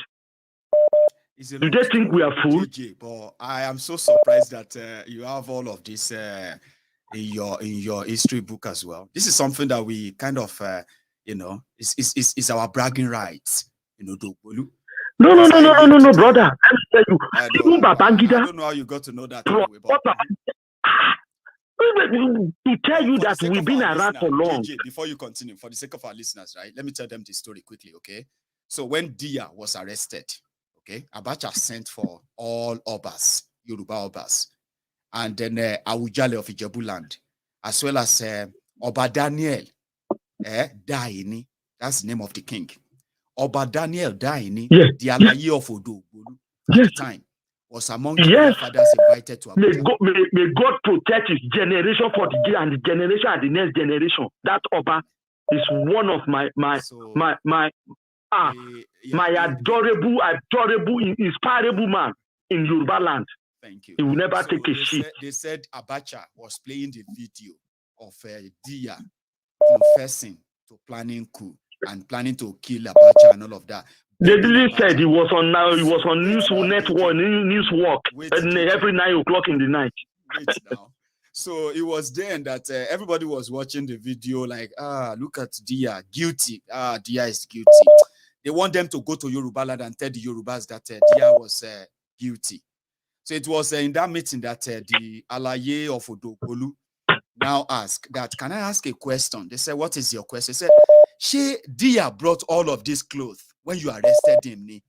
How come he's changing clothes every now and then to beg Abacha? That was when they stopped the video. And he told them, he said, even if you find him guilty, he is my son, okay? And if he is guilty, he will not come back home. But if he's not guilty, he's coming back to Odogbolu. We did Oro. We did everything. Then suddenly the breaking news, Abacha don't die. Now from that moment, I began to fear village people because I was like, they don't kill him from Odogbolu. So yes, that's the story. No, brother. People might not understand. You know, I'm an Akure boy. And I'm telling you this thing to remember you might forget your own history. I never forget. For every Yoruba who are born of the blood of Yoruba and the blood of Yoruba run in their veins, who refuse to protect themselves in local way, they are bastards. JJ, you know Bolu on YouTube, Bolu. Yes. Bolu happened to come from my Odogbolu town, Bolu said I just spoke about his grandfather. So Bolu is a prince. You, Bolu, I'm coming back to you. JJ, continue. Brother, there was a day I will get before I get to my point. Please, all the listeners should listen to what I'm saying. They should not be angry. I know a lot of people want to get into this program, but when matter reached the height, you must tell them the bloody truth. One day I was in the train. I met a girl with a travel bag coming from Nigeria. There was a name written on that travel bag, Ogunde. Then I look at the girl. I say, "Where are your siblings? The rest of you." I say, "You people are like." I say, "Ogunde people, children are like bastards to me." He said, "Why do I say that?" I say, "Yes." I said, "Why could they forgot the job that their father were doing? That their father trained a lot of people, including me. Their father is one of my inspiration father, brother." But why is Yoruba like this? Who caused them? The man that were killed in Ogbomosho, brother, a small boy from that Ogbomosho can rescue that guy without nobody seeing it. They got it. What we call Yoruba, they got it. How come this thing happened to them? Do they not let the Aborode or whatever it is from Igogo that let the Igbo to go to join the race? Yes. Then why how can a whole Ogbomosho son come home and they kidnap you? Yeah, JJ. You remember that time when we were saying that those who are businessmen in Yorubaland who have money, how come that all of them, we know Yorubas have money, okay? All of them, they pretended and they abandoned Igbo. When Igbo was saying that they are coming for you, you are their target. All of you will still get small. You see, the people they are killing in the villages and communities for now, they are just using those ones to spread fear. They are still coming for many of you. They abandoned Igbo. They ignored the call. Brother, wait now. Let me tell you. Do you know where this thing start from the Yoruba land? Tell us. It started from my uncle, Olufalaye. They started with. They used to come to my farm now. Olufalaye. You are right. They used to come to my farm, brother. Let me tell you, I share boundary with him where they kidnap him, and what led to him being kidnapped. It's caused by him. But when the time comes, where after they start kidnapping, and there was a trouble in that, as I'm telling you now, some of the people who listen to this thing, they will know who I am. I'm well known in that. I did something anyway. Let's forget the rest. But today, none of them can pass through my farm. My farm dead here now.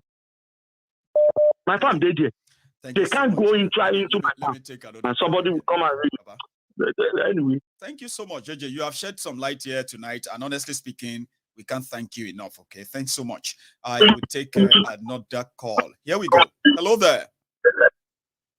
Yeah, my brother. One name. Yeah, Wineta. Kedu Cowardice. I'm good. I had him but it's not time for me to. How are you? It is not time for me to exchange pleasantry very much. Okay, so good enough. Let's go straight to for it, Baba. Osita. Whatever affects the eyes affects the nose. That's right. And my prayer has been always that may Nigeria never happen to you. Amen. But if you are adamant or you pretend as if what is happening has absolutely nothing to do with you, it is not a cause. You too, you will have a share of what they are giving to everybody right now. Right. There was a caller that called and told and said, and that is true, freedom, liberty does not come on a platter of gold. And it's not free. You don't earn it because you have to fight for it. Yes. There's a difference between you are asking for freedom and you are seeking respect. It is respect that you earn. But when it comes to freedom, you cannot. One way or the other, this thing has to be a fight. Let's take America, for example. We saw what happened. Two great men. They grew the same time in America. Their eras were the same time. One was a Muslim, but not as a Muslim as they call Muslim, because what happened in America is that the Nation of Islam, they saw the Christianity as white man culture. So the African American, they have to call themselves Nation of Islam. It's not the one they practice, because Nation of Islam, mostly what they read is the Bible. So one is called Malcolm X and one is called the Reverend. Yes. Martin Luther King. Even one was more radical. He advocated that if they come, you fight them for fight. Yes. Blow for blow, slap for slap. But the one that was Reverend, it wasn't as if he was just there. But the truth is that he fought. If anybody doesn't know what happened, go and look at Selma in Alabama, what they did on that bridge, that Black Friday. That is act of fighting. I wouldn't blame the other caller that said, it is not a question of that Yoruba people are cowards. No. But let me tell you the truth. Nigerians, the ones I call Nigerians, are the ones that is suffering the pain, including the Hausa people, yes, including even their so-called Fulani people. They are cowards. Because what Reverend Martin Luther King, what he demonstrated, that I have no guns to fight you. But if you want to kill me, let the whole world see that you are killing me. I am telling you, the so-called elite in the South, especially, they are the cause of what we are going through. Yeah. The pastors, the religious leaders, the politicians, especially our traditional institutions, leaders of traditional institutions, they have failed in their duty because ordinarily they should have more voice, commanding voice than I do. That's what but they don't want to die. Exactly. But they don't want to. But they don't want to die. But they are being kidnapped and killed. Yes, this is the problem that we are facing. If anybody, okay, just look at the tiny movement they did and said to themselves that they were going to impeach the greedy motherfucker that is there as president. Buhari. You can look at the kind of noise that it made, attention that it drew. It drew a lot of attention. How much more they coming out to say enough of this rubbish? We have to have this conversation that we must get this referendum. If they refuse, go and look at how Odumegwu Ojukwu started. And how he got all of them to come back to a negotiation table before they breached it. Yeah, right. The Genesis. What he did was everything that was coming from the eastern zone, he blocked it. He didn't send money to them. But the money comes through the state before it goes to the federal. Can't you stop those money? Can't you do all those things? But they are not ready to do that. Is it because they are the coward or because of their selfishness? Because they are comfortable with the peanut that Nigeria is offering them as long as they remain like this? Because it's because they have been compromised. Right. One of the reasons they have EFCC, because you will bear me witness, since 1999, EFCC has not been able to do nothing. No. They only use it for witch hunting. That's right. So all these things, so for the fact they failed us, I appeal to people like me and you. If they want, let us have a conversation within ourselves. This is what we want to do. Yes. The end time, we nearly got there. We were 40% close. Let us still channel that energy. If anybody thinks that this thing is going to go away without a fight, the person is lying. You know, you remember this place. That's why I told people, I said, if these NSAS people who are like frustrated of PDP APC, if they didn't start their obedient movement, you and I today would have possibly, be just talking about APC, PDP, and the doom that is upon Nigeria. That's why I said, I'm not opposing to anyone that is challenging or trying to take them to the cleaners, okay? Anyone, if we cancel each other, I know it won't end well. In this regard, it's going to be a win-win situation. My brother, Go on. My brother, listen, Yes, sir. They will all come to that. After, if there's going to be an election, it's either there's not going to be election, or if there's going to be election, they will get there.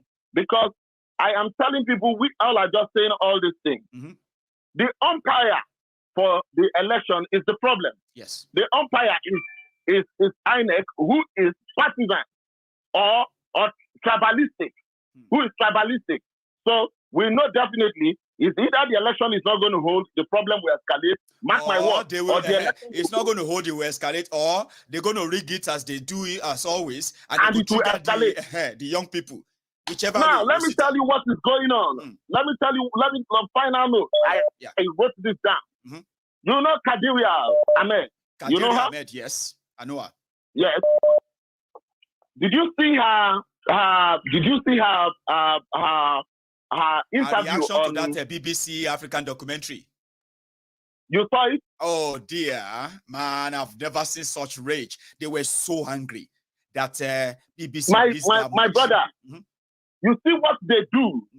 She came up there. I'm a Fulani woman, but married to a Yoruba man. You see what they do? Yeah.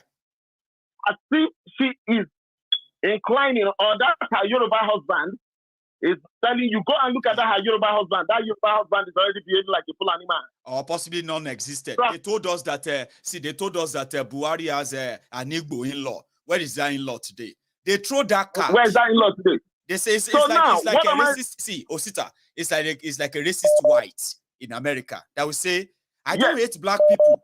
I have black friends. My colleague at work, they are blacks. My friend at this, they are blacks. I just don't, like, fuck off, man.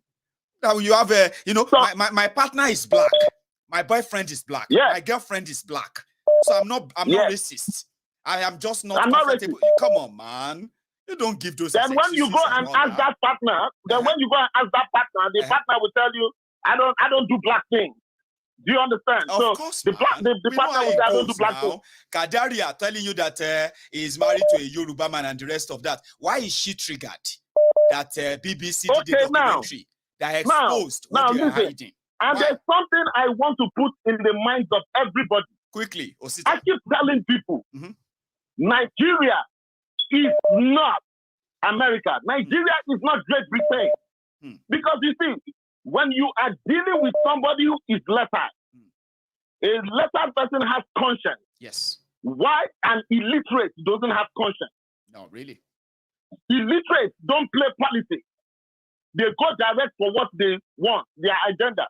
But when you see somebody who is lettered, he is always trying to be politically correct. Trying to sound politically correct.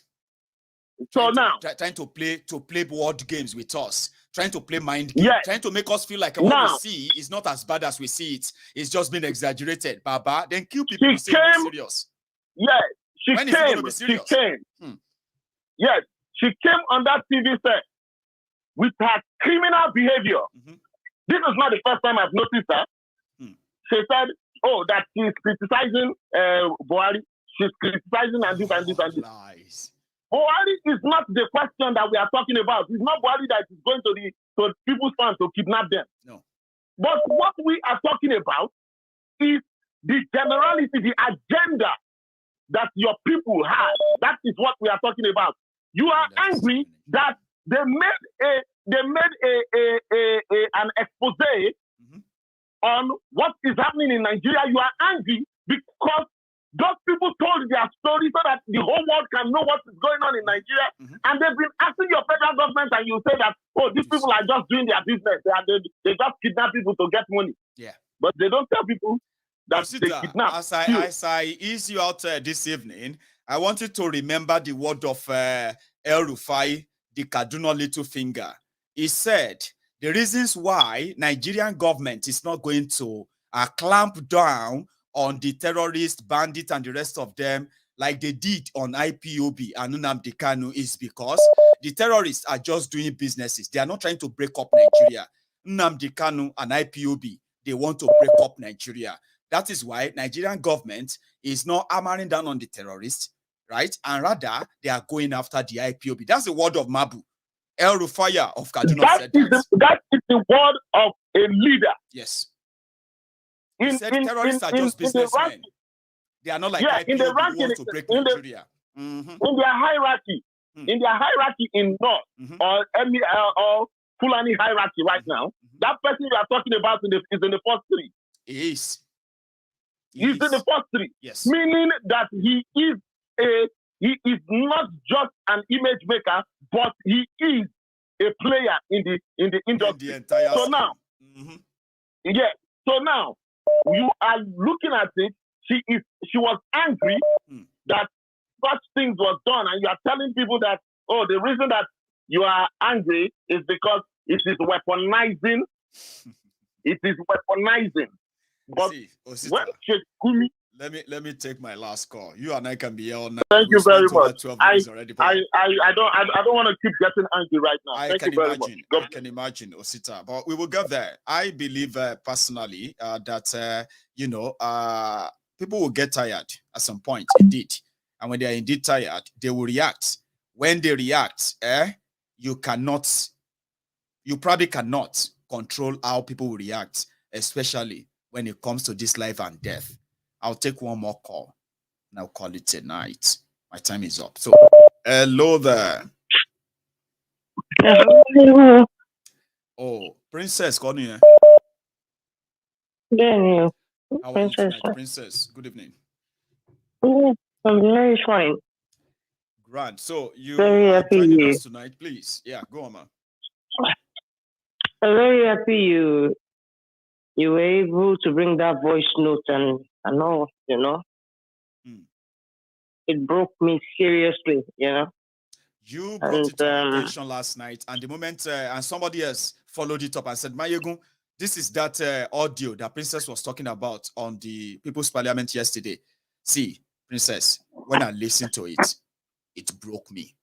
Seriously, I have done about 2 live videos today on Facebook.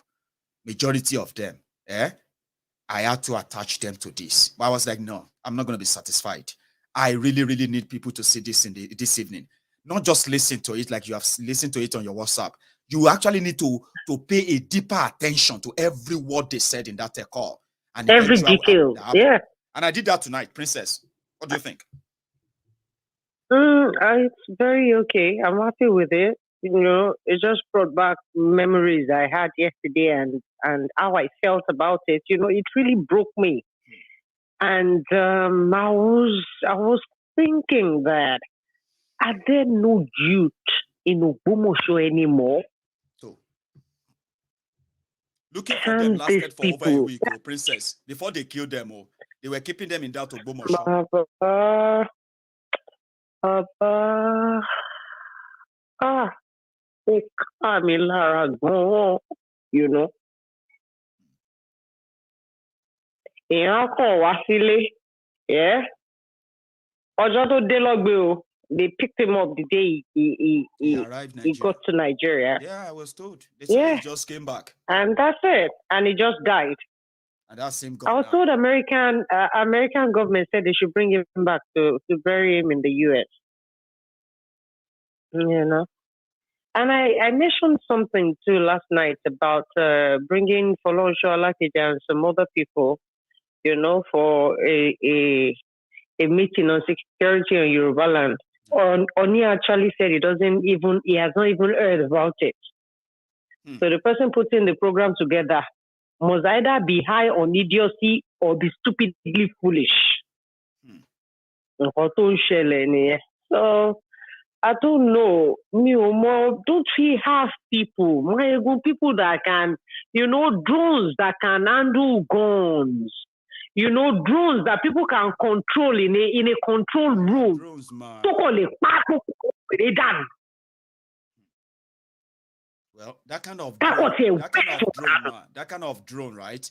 Only countries are allowed to use them. In this case, now it be like now only America have that control of sending armed drones, and they don't even give it to anybody except when they are using it themselves.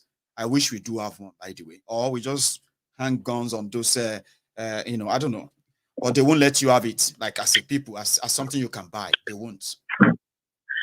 Do you know this situation? Do you know how it is, Maiyegun? It's like somebody coming to you and telling you, I have a cat. I have a very beautiful cat you can put in your house. It kills rats, and you were like, I don't have rats in my house. And the cat seller had to tell you that, Maiyegun, buy the cat. I will make sure there are rats there in the evening. I will put rats in your house. It is just the way it is. Mo lolongbo ìdàgbọ́ ẹ wá rolongbo yìí o. Olóńgbò yìí ó wà òkè gan, ó máa ń peku gan. Mi ò lékú lè. Wo ẹ má worry nípa yẹn. Ẹ ra olóńgbò lálẹ́ máa kéku wá láàárọ̀ ọ̀la tó máa bá yín pa. That is what the military is doing with the bandits. You've not noticed that when they apprehend these bandits, these terrorists, in no time you just see the military guys there. They come there, they rescue them and take them away. Yes. So where are we going, Baba? See, Princess, what are we going to do about this? No, we know where we are going. Of course, people will react. You see, in times like this. Maiyegun, I will just tell people, immediately they come pointing gun at you, fight to finish right there on the road.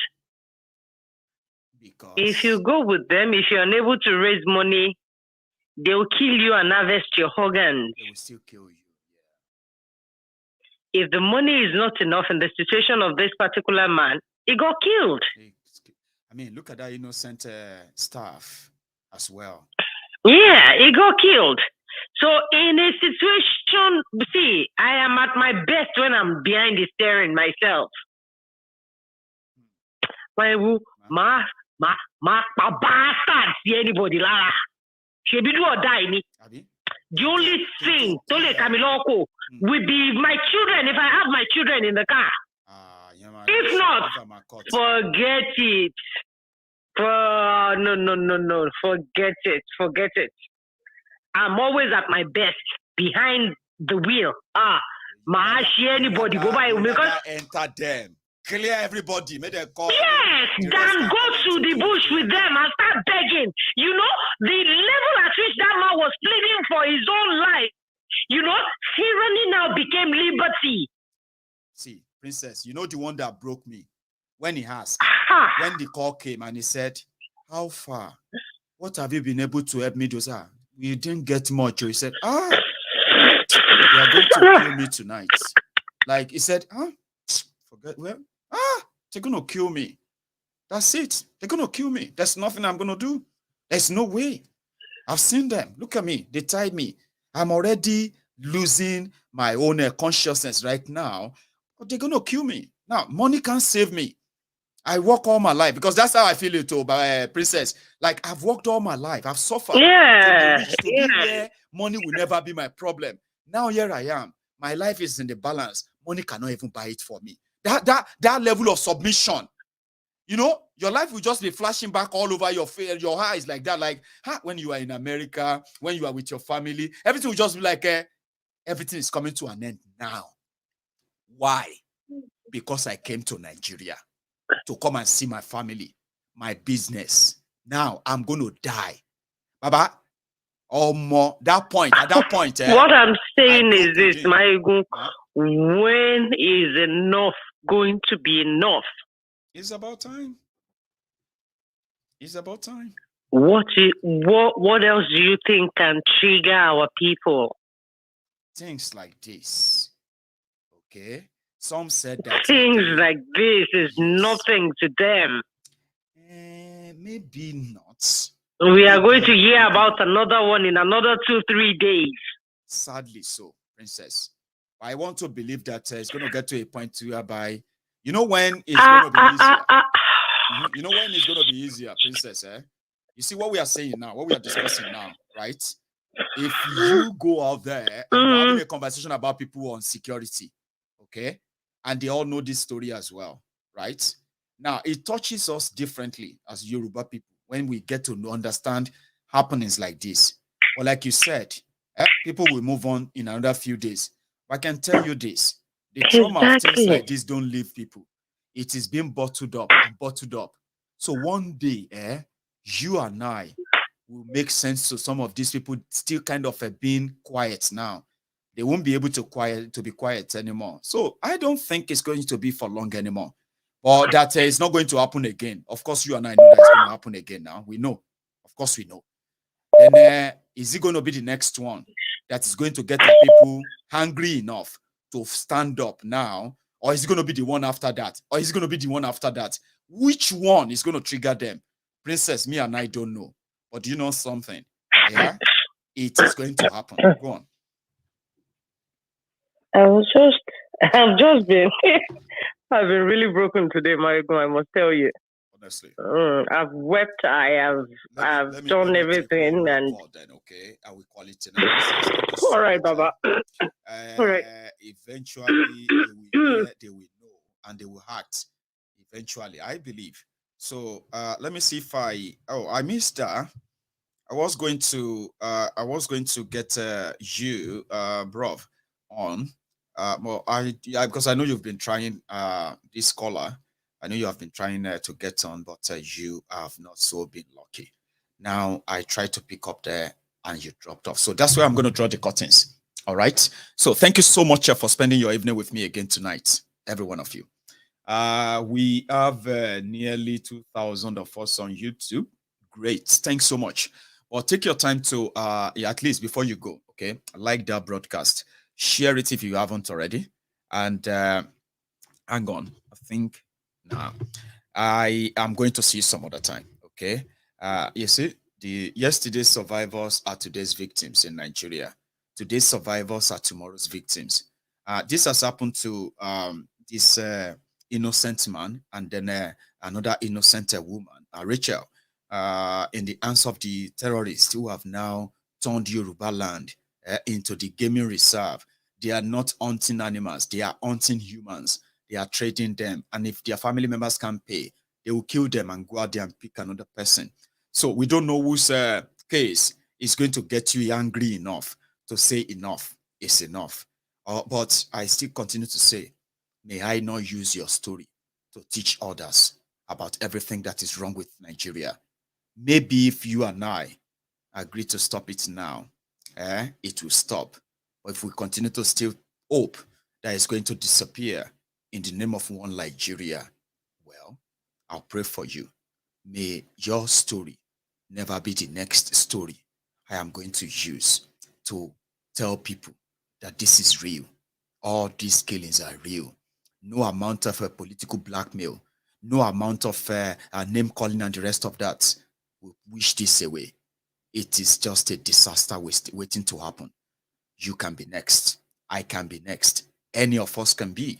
But before that time, use your little freedom you have now, that free voice you have now, and speak out and call for, at least if you love Nigeria. I love Nigeria, I would say. You know why? Because I'm asking you to break it up. Let everybody go their separate ways, fusing and forcing Nigeria together to prove one united big giant good for nothing. It has never benefited us.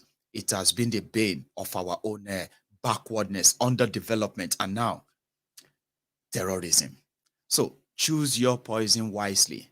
If you love Nigeria at this point, join hands, demand for the peaceful breakup of the contraption. With that, we can bring back respect. We can bring back, safety, peace, and development. That was where we were in 1957, before 1960, after 1960, even in 1963, until 1966, when they forced everybody together, as what you have today. And it hasn't worked. It won't.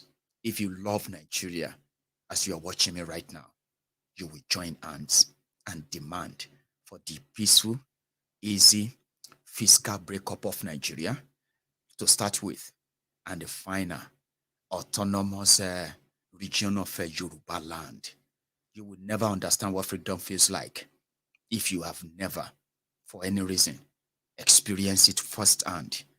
Again, I hope I would never have to use your story to tell the horrible things that the Fulani terrorists are doing in Yorubaland. Being politically correct can't save you, can't save me, can't save any one of us.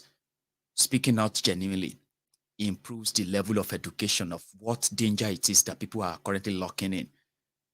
And if you keep quiet, maintain the conspiracy of silence, it might be your turn next. But before that, maybe you can speak up. When I speak up, just maybe, we can end this before it ends us. I'm going to say thank you once again. Enjoy your night, and I'll see you again. Good night.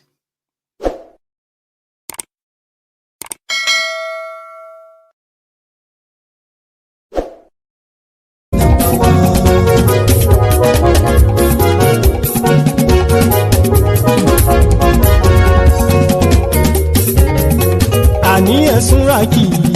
Maiyegun ti dé. Maiyegun ti dé. Ọ̀jẹ̀lú ẹ̀sùnra kì í. Maiyegun ti dé. Àní ẹ̀sùnra kì í. Maiyegun ti dé. Lórí Facebook. Maiyegun ti dé. Àní ẹ̀sùnra kì í. Maiyegun ti dé. Lórí YouTube. Maiyegun ti dé. Àní ẹ̀sùnra kì í. Maiyegun ti dé. Bọ́ bàbá gbé wúrẹ́. Àní ẹ̀sùn àjò Maiyegun ti dé. Ijó ìgbádìyẹ àní ẹ̀sùn àjò Maiyegun ti dé. Pẹ̀sìdó bá rúfin o àní ẹ̀sùn àjò Maiyegun ti dé. Gómìnà kówó jẹ àní ẹ̀sùn àjò Maiyegun ti dé. Ọlọ́pàá ti ń gbà rìbá. àní ẹ̀sùn ràjò. Maiyegun ti dé. Aṣòfin tí ń rúfin o. Maiyegun máa wí. Àní ẹ̀sùn ràjò. Maiyegun ti dé. Òkúra olóṣèlú. Maiyegun máa wí. Àní ẹ̀sùn ràjò. Maiyegun ti dé. Ọ̀jẹ̀lú ẹ̀sùn ràgì. Maiyegun ti dé. Àní ẹ̀sùn ràgì. Maiyegun ti dé.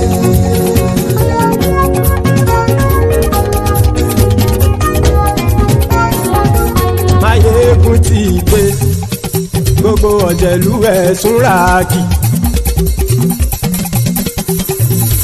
Maiyegun ti dé. Gbogbo ọ̀jẹ̀lú ẹ̀sùn ràgì. Ṣùgbọ́n ní bá ti ṣe èyí tó yẹ kí wọ́n ṣe, ọmọ bá dèrò ní fi wọ́n níran o. Maiyegun ti dé. Gbogbo ọ̀jẹ̀lú ẹ̀sùn ràgì. Maiyegun ti dé. Gbogbo ọ̀jẹ̀lú ẹ̀sùn ràgì.